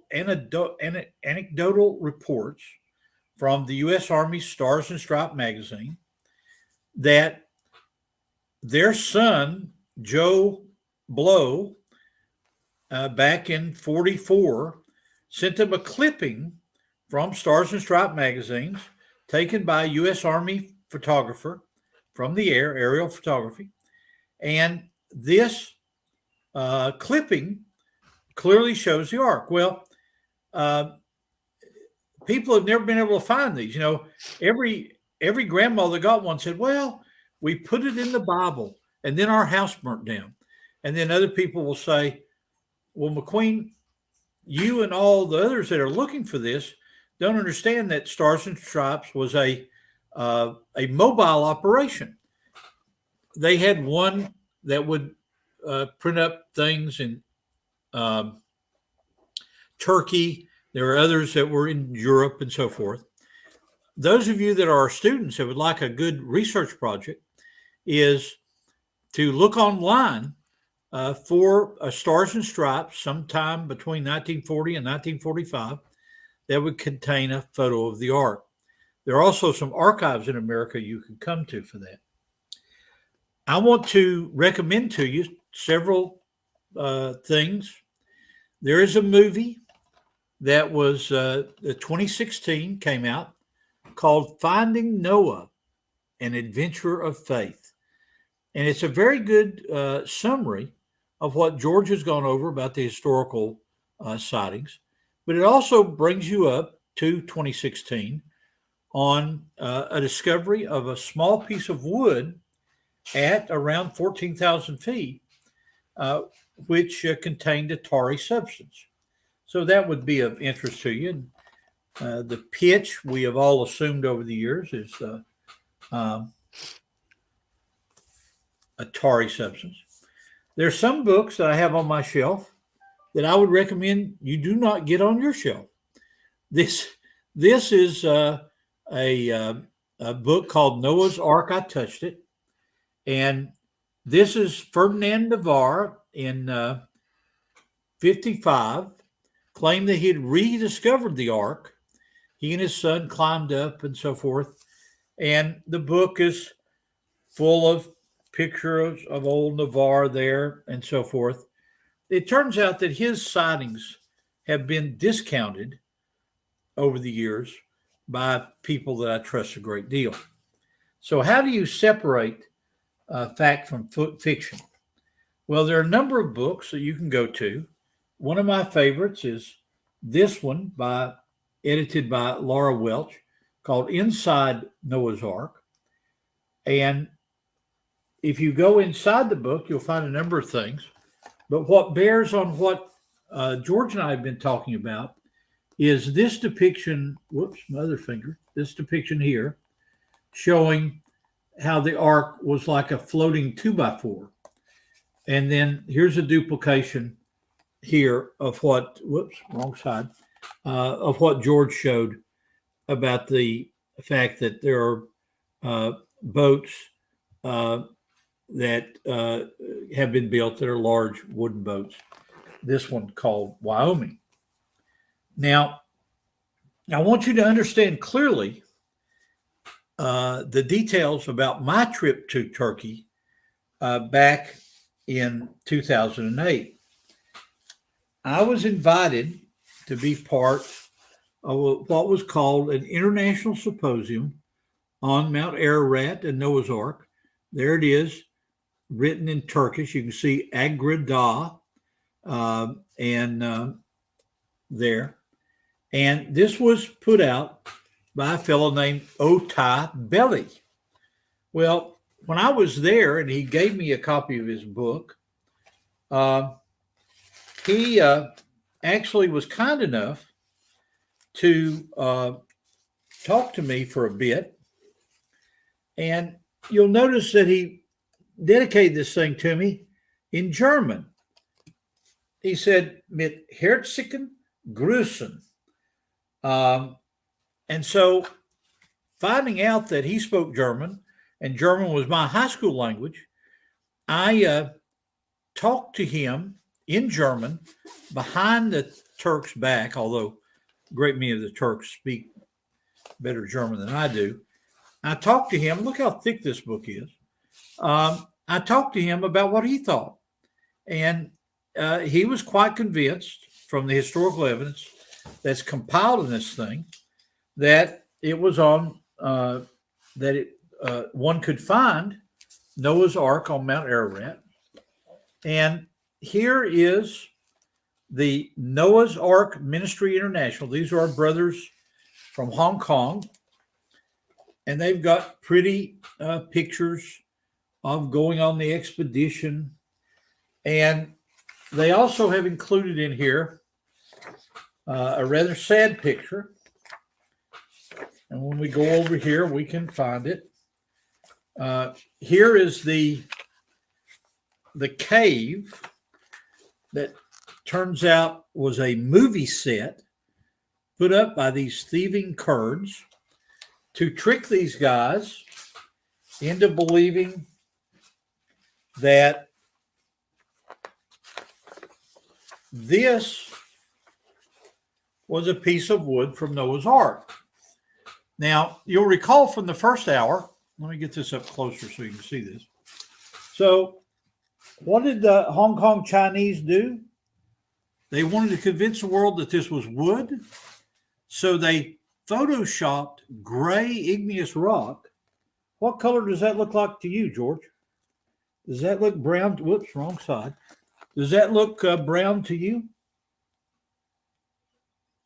Donnie, does that look brown to you, my friend? It looks brown to me. Sorry, I was muted. Yes, yeah, that looks brown. Yeah, it does look brown. And so these poor people were tricked. And because of the amount of money they spent, they would not agree to it.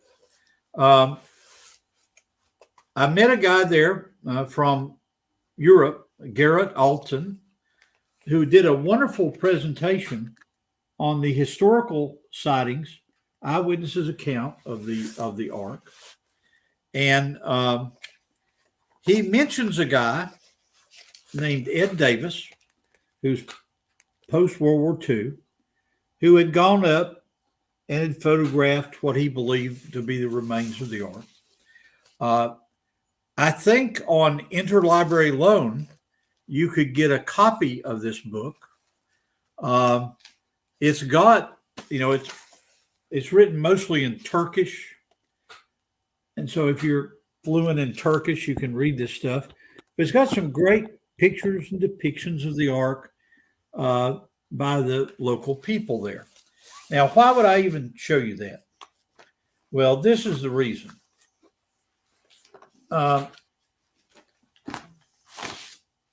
In 2005, I found this article in a newspaper.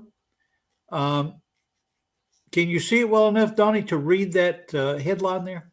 Oh, yeah.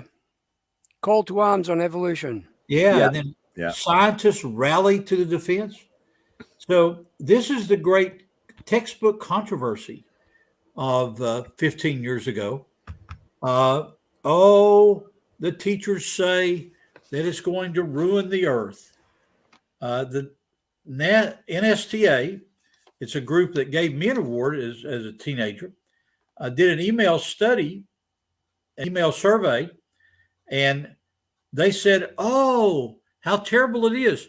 31% of public school teachers feel pressure to include creationism, intelligent design, or other alternatives to evolution in their science classroom.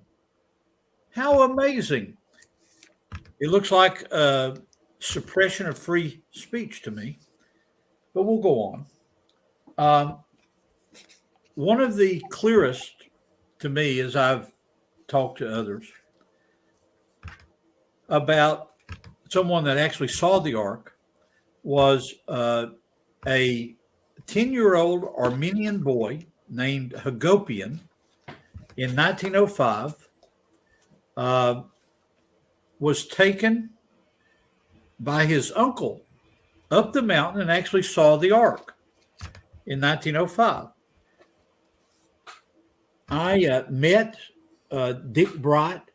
Dick Bright is the one that was a sponsor of many of the astronauts' trips to the Ark.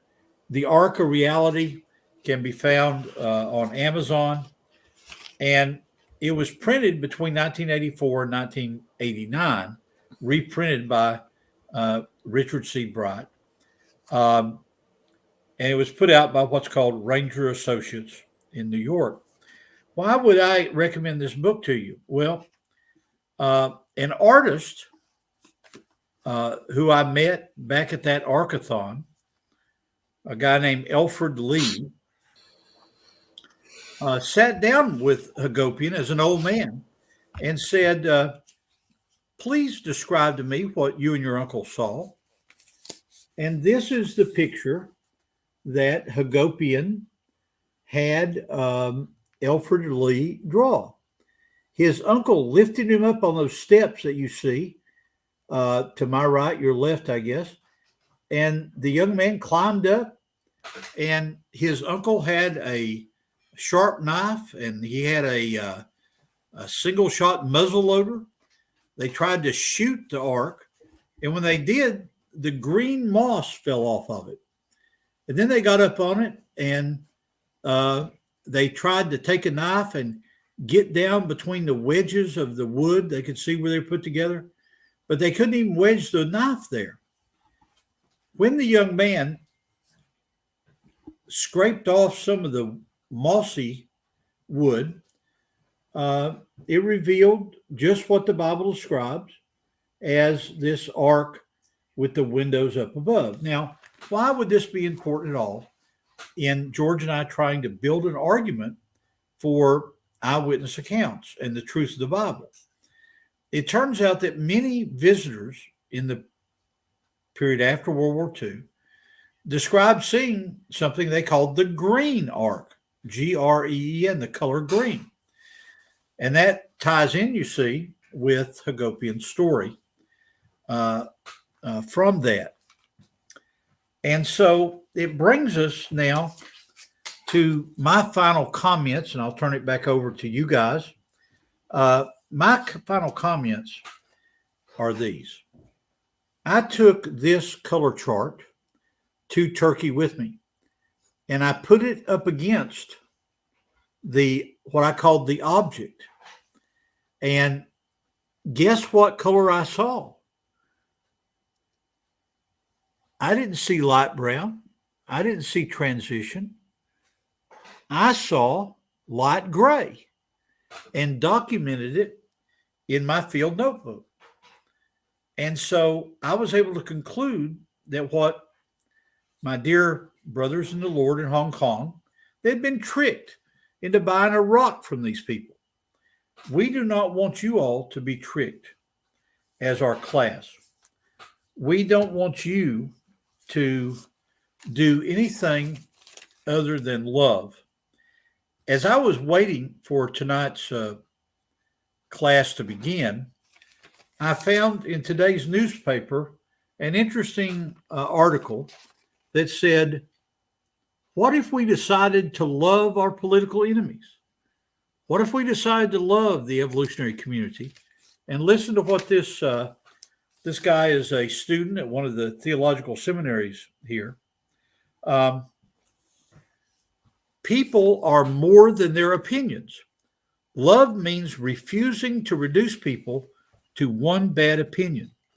Love means being friends with people who deeply disagree with you. Love means respecting a person without affirming their beliefs. And then his final paragraph is very interesting. We might not accomplish all the goals we set for ourselves, this being January, but one thing we can do with God's help is practice love toward those whose ideas we find most frustrating.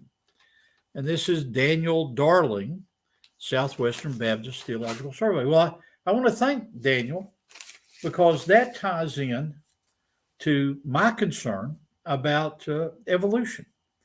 I deeply disagree with people like Jackson Rowe and the snake and the dear lady that has been hit in the stomach by the gibbon.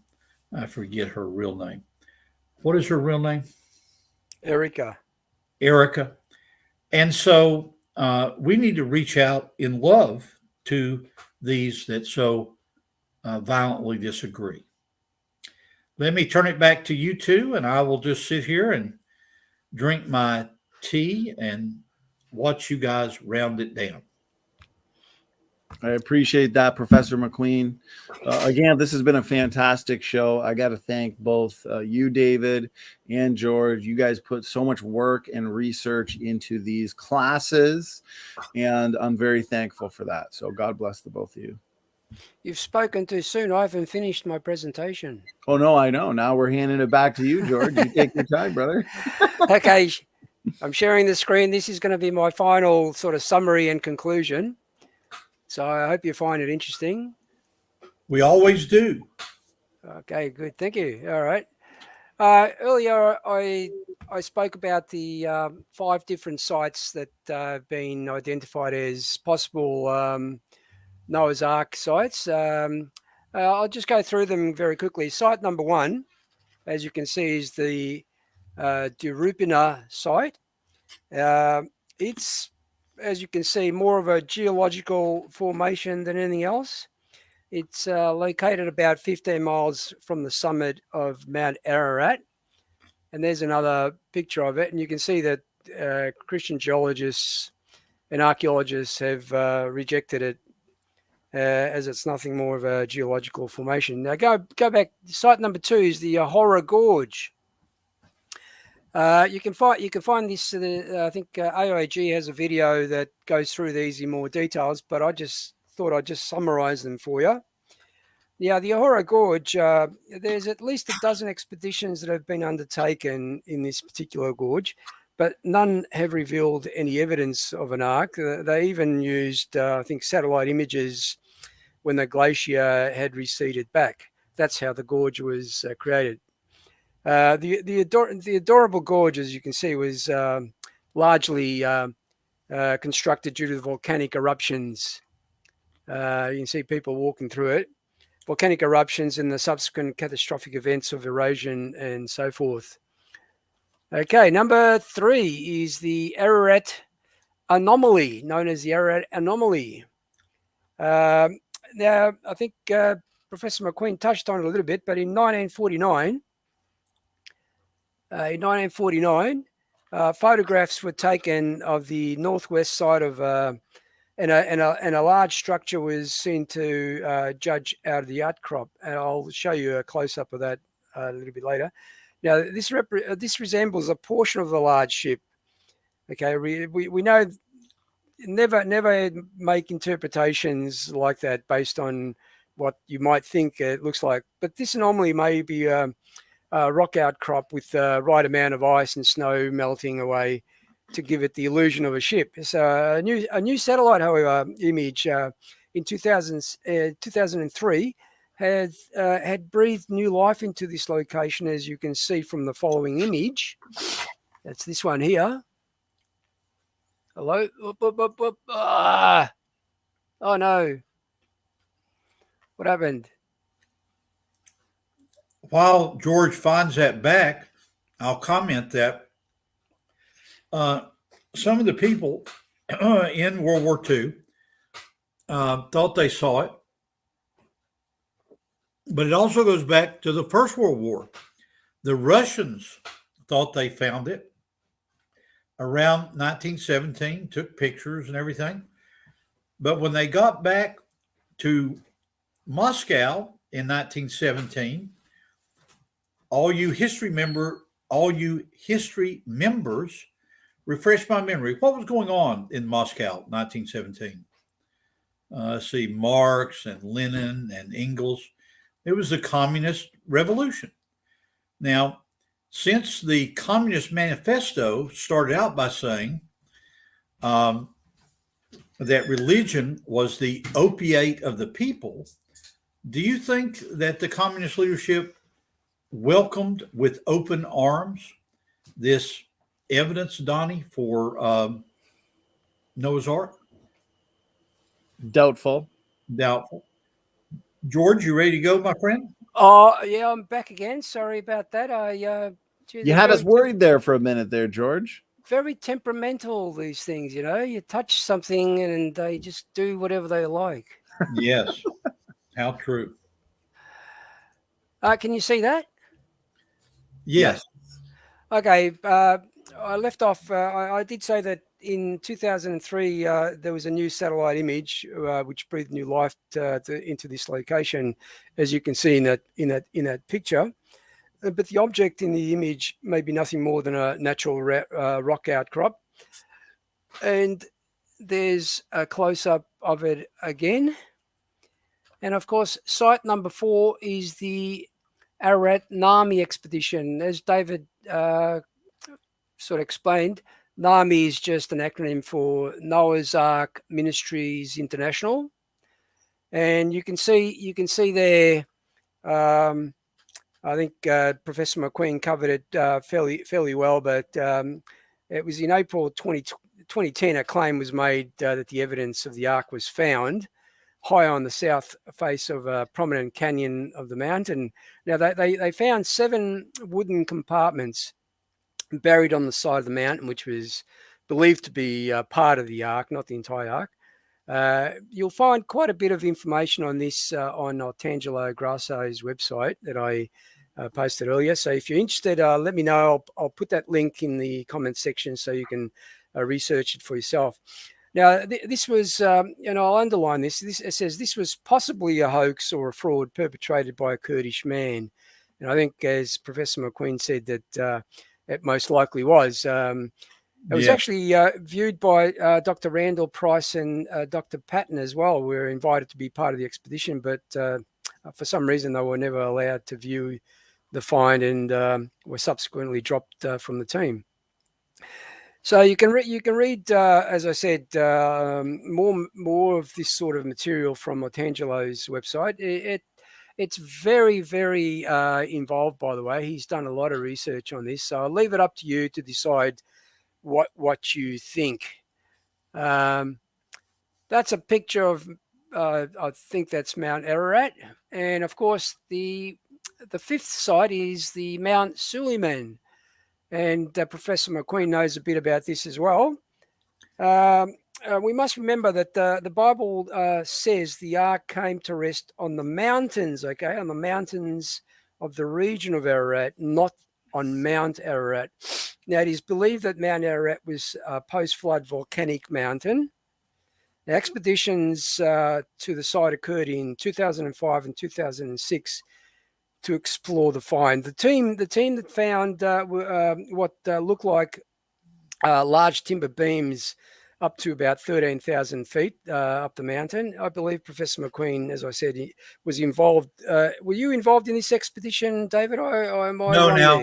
Let me make sure I'm clear on this. Now, the Mount Suleiman is the one that is favored by the followers of Islam, and it's supposed to be near the Turkish-Syrian border, correct? Oh, sorry. Yeah, okay. I got that wrong. Okay. I mean, I may be wrong. Is that?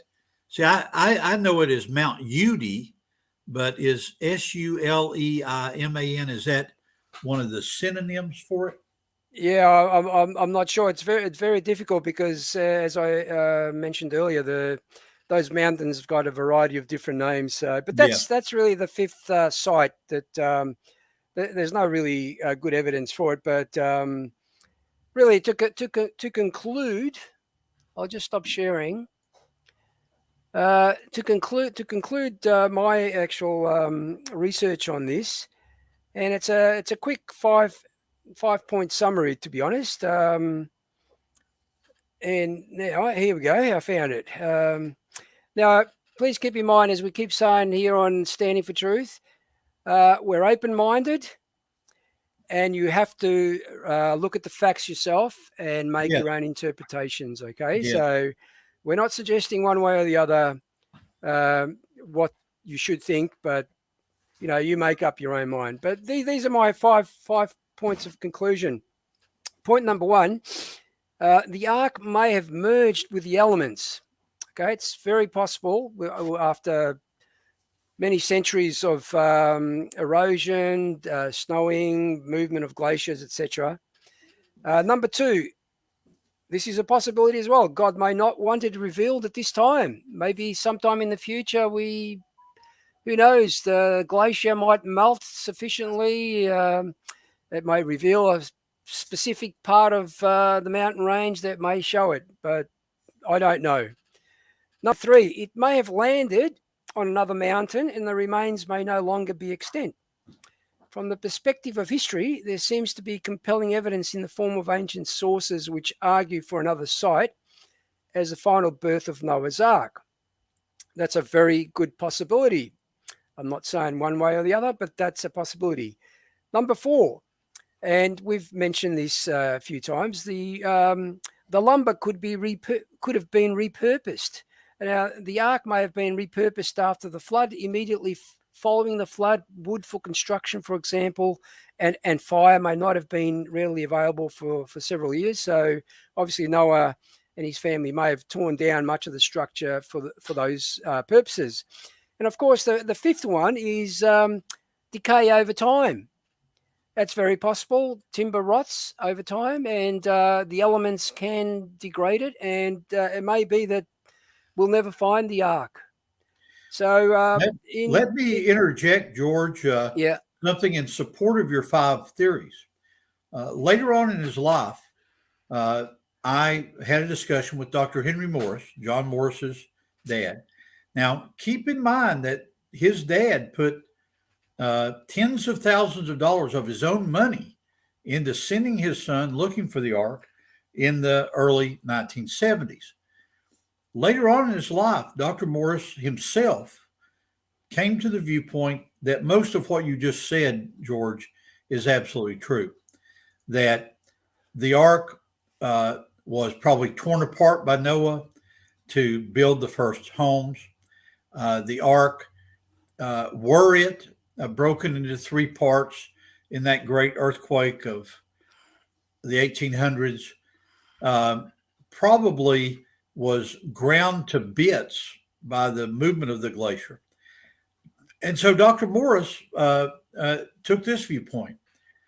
How do we know that there was an Ark? We can't find any remains of it.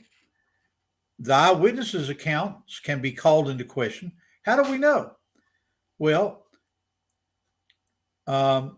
it's like the old song that we teach children. Jesus loves me, this I know, because the Bible tells me so. And so at the end of his life, as an old man, Dr. Henry Morris said, we know that it exists because we know the Bible is true. We don't need wood from the Ark to teach us that Genesis 6, 7, and 8 are true. We know it's true because Jesus referred to the Ark. Peter referred to the Ark. The Ark is referred to throughout Scripture. That's all the evidence that we need to prove that the Ark existed. Amen. And that is a song that we sing to our kids every night.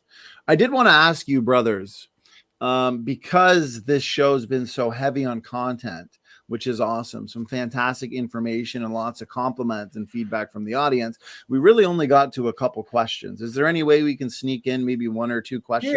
Yeah. I'm still awake. My tea with honey is keeping me going. So let George take the first one and I'll take the second. All righty. Unless George, I don't want to cut you off. Were you? Was there still a few more points you wanted to make there? No, that was it. I was just going to finish off by saying may the Spirit of God open your eyes to the light, your ears to the truth, and your heart to His Son, the Lord Jesus Christ. Amen. Amen. Amen. Well said. So let's do, I guess, two questions, and then we'll kind of call it a night. You guys are really a blessing and a wealth of information. So this one came in a while ago from Redefine Living, and he asked, standing for truth question. This was, I think, closer to the beginning. Was the person who designed the Ark an architect? Oh, I would say you would have had to have knowledge of a lot of engineering with regards to stability of ships, strength of timber, and as I pointed to earlier, in no way were they dumb goat herders, and many of them were very intelligent. I would actually suggest they were probably more intelligent than we are today. Yes, and I agree. Now, let's keep in mind what it actually says in Genesis chapter 6 and 7. A lot of mileage has been made over the 120 years that's mentioned in that passage. When I was a boy, the preachers I was around said, well, that was the limiting lifespan of man. And in our modern world, some people, mostly people like my grandmother Hardy, my mother's mother, that lived to be 103, she was short and thin and dipped snuff and was a little bit sick her entire life. Those sorts of people live to be 120. Well, what's a better way to think about that passage is that Noah, as the general contractor, Shem, Ham, and Japheth as his assistants, were able to hire the work done to build the ark over a 120-year period. Now, why would a group of people, let's say Canadians or Australians or people here in Louisiana, why would they commit themselves to a project to build a boat in an area where it had never rained? There had never been a flood. The answer is Canadian dollars, Australian dollars, US dollar bills. It's money. I know in my circle of friends, if I ask a group of carpenters here locally to build a spacecraft in my backyard made out of 2x4s, give me $1,000 when we get started, and then I'll keep sucking another $1,000 out of you as I encounter problems in building your spaceship. Money talks, David. Money talks, and we can't ignore the fact that you brought up, and that is that there is a genius to ancient man. These people, their wives, the 8 people that got off the ark, actually had written records of the accumulated knowledge of all those preceding centuries. So these weren't a bunch of Neanderthals or Cajuns or Acadians or outback people from Australia stumbling out of some environment. They were very intelligent people that God had put there for a purpose. Amen. Well said. Well said, Professor McQueen and George. So Iron Matt, he's a member. I appreciate the support, Iron Matt. He asked us a while ago, what are your thoughts, George and David, on, I got it up on screen here. He says, what do y'all think about Ron Wyatt's Ark discovery in Turkey with the sea anchor stones in the valley? And any opinions on that, brothers? Yeah, well, I certainly do. This is go ahead, George. I'm sorry. Sorry.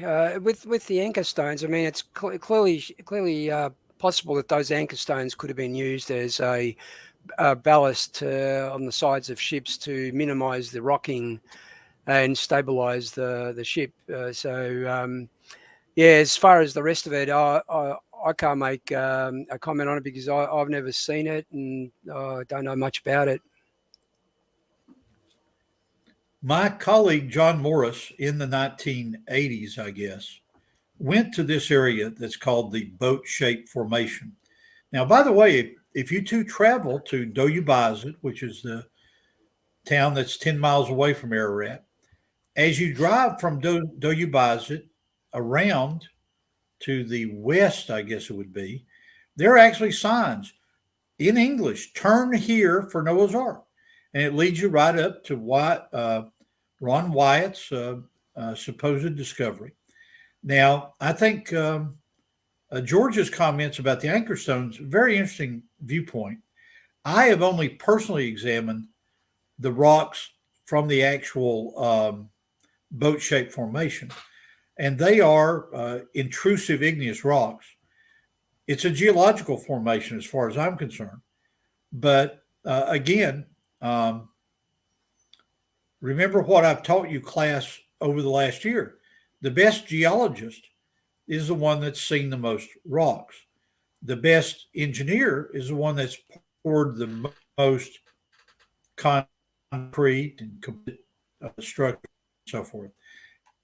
And so there has to be an aspect of humility, Iron Matt, when someone asks you about something you haven't seen with your own eyes.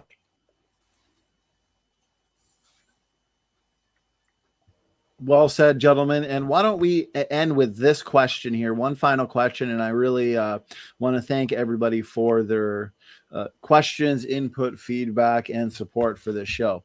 So this one comes in from Sean Mock. This is kind of a follow-up question to a question we answered earlier in the show. So he says, a question for the gentleman.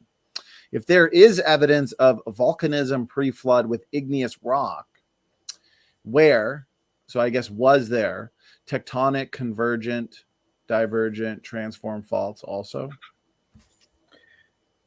Okay, I can start with that, and George can end it up. In the pre-flood world, the Bible depicts the first continent as being one megacontinent that's in the shape of the letter C. Now, if you look at that C with modern geologic vocabulary, I don't know the correct way east and west, but if I draw a C, I'm sorry, I'll just do it the best I can. Here's a C. That's the one world continent. The indention here by modern geologists is called the Tethys Sea. Where my thumb is where the modern continents of Antarctica and Australia come from. The top part of the sea is Europe and America and the Asia and so forth. And so our viewpoint is, or my viewpoint has become, that there wasn't much transform faulting. There wasn't much subduction going on until the beginning of the Great Flood. I have come to accept the viewpoint by John Baumgartner and others that have worked on it for many years, of catastrophic plate tectonics.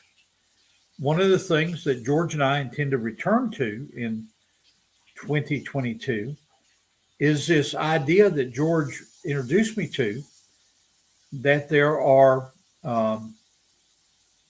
plumes or channels, if you will, from the upper mantle underneath places like Hawaii.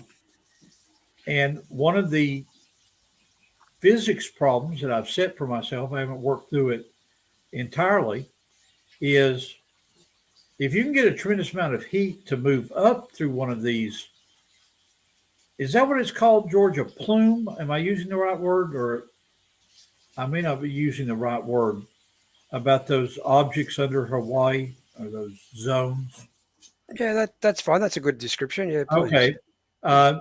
See, what George and I are working on is the physics of, well, if heat can be transferred up, maybe heat can be transferred down, and this solves part of the heat problem that has, I think, legitimately been pointed out.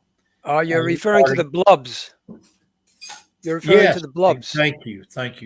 And it's something to work on. Now, keep in mind that I was taught by none other than Henry Morse himself to tell people, say, David McQueen works for the Institute for Creation Research, not the Institute for Creation Answers. We don't have all the answers. There's additional research. And this is one of the arguments that George and I have given for 12 months now, that how can you know that he and I are scientists? Is it because of our college degrees? Is it because of this or that? Well, maybe in part. Some would say that the two of us have been educated beyond our intelligence years ago, but we won't argue with that. The point is that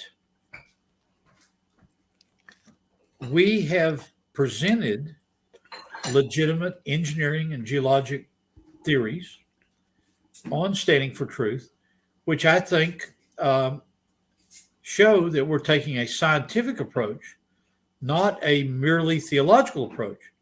But you got to walk carefully there, because the whole point of this 2 hours has been to show some historical evidence that supports the truth of the Bible. So that would be, what's your take on that, George? Oh, yeah, I'll add a few things to that. I mean, we know that the predominant rock below the ocean is basalt, and that's an igneous rock, while the predominant rock below the land masses is granite. And if you take the secular explanation to how the earth formed, I mean, granite, if the earth was molten for 1 billion or so years, as they claim, then we shouldn't have any granite at all. It should all be rhyolite, because when granite cools down, it becomes rhyolite. Okay, so what they say, but it cooled down slowly. All right, well then, the problem with that is granite is made up of the 4 minerals, and those 4 minerals have different densities. So you'd expect the granite to be in some way gradated based on those densities that make it up. But that's not the case. But there's also other proofs, like you mentioned, Dr. Baumgartner, David. I mean, the Coldplate Subductions. We've talked about that a number of times, and there is no secular explanation to it, because if this has been happening, if these plates have been subducting into the deep for millions to billions of years, yes, those plates should have reached equilibrium to their surrounding temperatures, and they don't. And of course, we spoke about the blobs, the hot blobs. The volume of these blobs is massive, by the way. And if they've been sitting around in the mantle for billions of years, they certainly would have reached equilibrium with the surrounding temperature as well. So there are a number of bits of evidence that point to a young Earth creation rather than an old Earth. Those of you that want to pursue what George was just talking about, here are the 4 minerals that make up granite. You can look up their densities and so forth yourself. It's quartz, feldspar, mica, and quartz, feldspar, mica, and other accessory minerals that we call accessory minerals, like pyroxene, amphibole can occasionally occur. But you want to focus on quartz and feldspar and orthoclase feldspar that contains a lot of potassium. If you look up just those 3, you'll have a start on being able to do your own research concerning what George said about the minerals that make up granite. Yeah, go ahead, George. George, I think I interrupted you there. Was there something you were saying? Oh, no, I said, and each one of those minerals has a different density, and if they were molten rock, then that material would have settled based around that density of greater density to lesser density as you go up. That's true. And gentlemen, I want to thank you for this night. Here in Louisiana, it's way past a grandfather's bedtime. And so I'm going to ask you to drop my feed, and I will leave it to the two of you to end this presentation up. George, thank you so much. And SFT, God's blessings on you, my friend. God bless you as well. Another great show, Professor McQueen and George Bond. Anybody who's new to the channel, please check the description box for a playlist with Professor McQueen. We've had 30 to 40 lectures, maybe even more at this point, and they are all listed there for you guys to check out. So And God bless Professor McQueen. Keep in mind that 80% of those lectures I've been assisted by George Bond. So I'm going to have to send him a lot more than 100 Chinese yen. I may have to throw in some of these United States $2 bills. $1,000 an hour, David. I know. You're worth it, my friend. Yes, I'm going to leave the studio. Good night, gentlemen.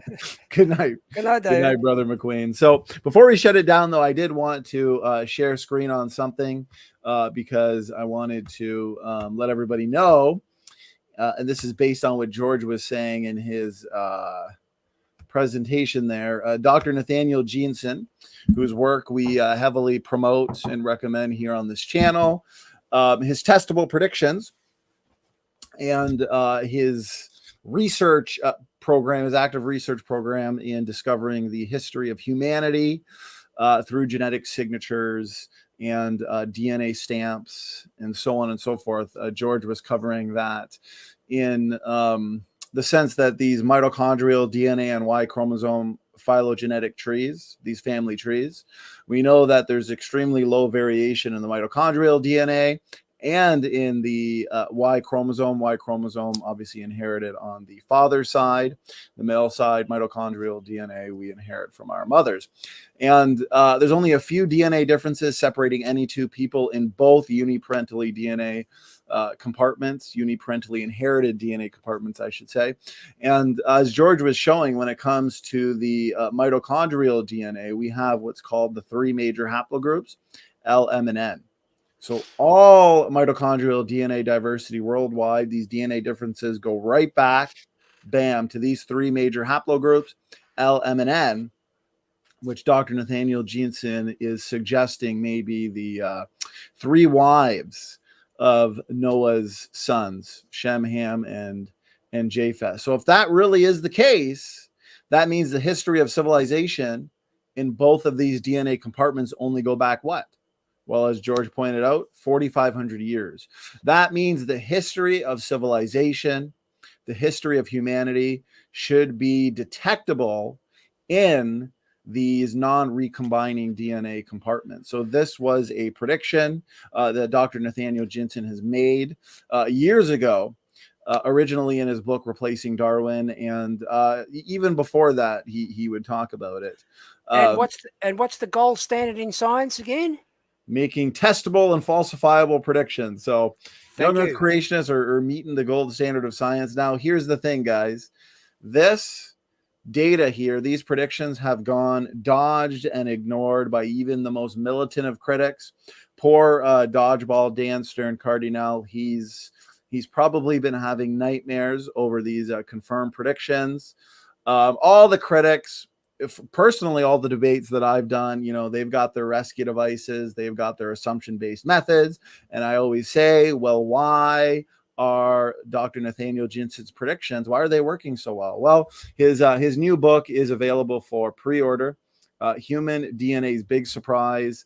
The data in this book is going to be a huge game changer. The critics are not going to be able to deal with it. And that includes these Bible compromisers like Joshua Stramidas and William Lane Craig, who have their own books out that will be no match to the fulfilled predictions here. So it's groundbreaking scientific research that rewrites everything you thought you knew about race, ethnicity, and even human history. Notice that, human history. And it's only possible because the researcher, Harvard-trained Dr. Nathaniel Jensen, starts with the history and the timeline God has given us in his word. And as George was talking about the history of civilization, I mean, the Egyptians, the Persians, Genghis Khan's empire, right, George? The Romans, the Mayans. Recent genetic discoveries are uncovering surprising links between us and the peoples of old, links that rewrite race, ethnicity, and human history. And remember, these discoveries are based on the assumption that the history of humanity and the history of the universe is accurately recorded in the book of Genesis. So from this starting point, we've made retrodictions and predictions, and the results are fascinating. It destroys the old Earth paradigm. It destroys the universal common ancestry paradigm. Yeah, go ahead. Do you know if that comes in audio version? Because I got a heap of books that I got to read. I know, me too, because I just placed an order for Dr. Jeffrey Tompkins' new book as well, refuting human evolution, and I've just like you, George, I am just swamped in books. It's like, where do we start, right? Same here. So I'm not too sure if it's in audio form or it will be in audio form. But this part here, the Rosetta Stone of human history has been discovered. Notice this, has been discovered. So these critics like your Dodgeball, Dan Stern, Cardinal, or these militant theistic evolutionists, they'll say, yeah, predictions are being made, but they're not being tested or confirmed. And it's like over and over again, George, how many times have you seen in live debate where I said, as a matter of fact, yes, they are working so well, and why? And they never have a response. So apparently there's a conspiracy, or young Earth creation scientists are just making this up. But no, the Rosetta Stone of human history has been discovered, and it confirms the history starting in God's word and makes stunning discoveries about who we are, where we came from, and what happened to our ancestors. So I'll end it there, guys. Just know 2022 is it's a great time to be a young Earth creationist, and we've got the critics cornered. They don't know what to do. They are not meeting the gold standard of science, and it's not looking too well for them. So George, go ahead. I'll give you the last word, brother. Oh, it's very easy for them. They can just hand wave it away. So that's a problem solved. The good old hand wave. Yes, that's what they're good at. So that being said, we just hit 2.5 hours. We still got about 50 people in the chat. So I'm really glad that everybody enjoyed this and found it edifying. George, fantastic work as always. Donnie, can I just wish everyone a happy new year, by the way? I don't think we've done a stream since then. So happy new year to everyone. I hope 2022 is better for everyone. Amen, George. Happy New Year to everybody. Thank you for tuning in. Thank you for all your support. You guys are the life and blood of this channel. If you want to help us continue putting out full-time content and doing full-time research, please consider supporting us through either Patreon or through the official website. You can support us there, or even something as simple as just sharing around this content, sharing it around to friends and family, getting us up to we have a goal to hit 15,000 subscribers by the end of the year. We are almost at 7,000 actually. So thank you everybody for your support. George, again, and push the like button. Yes, push that like button. It really does help. So God bless you all. George, God bless you. And Professor McQueen, God bless you as well. Standing for Truth is out.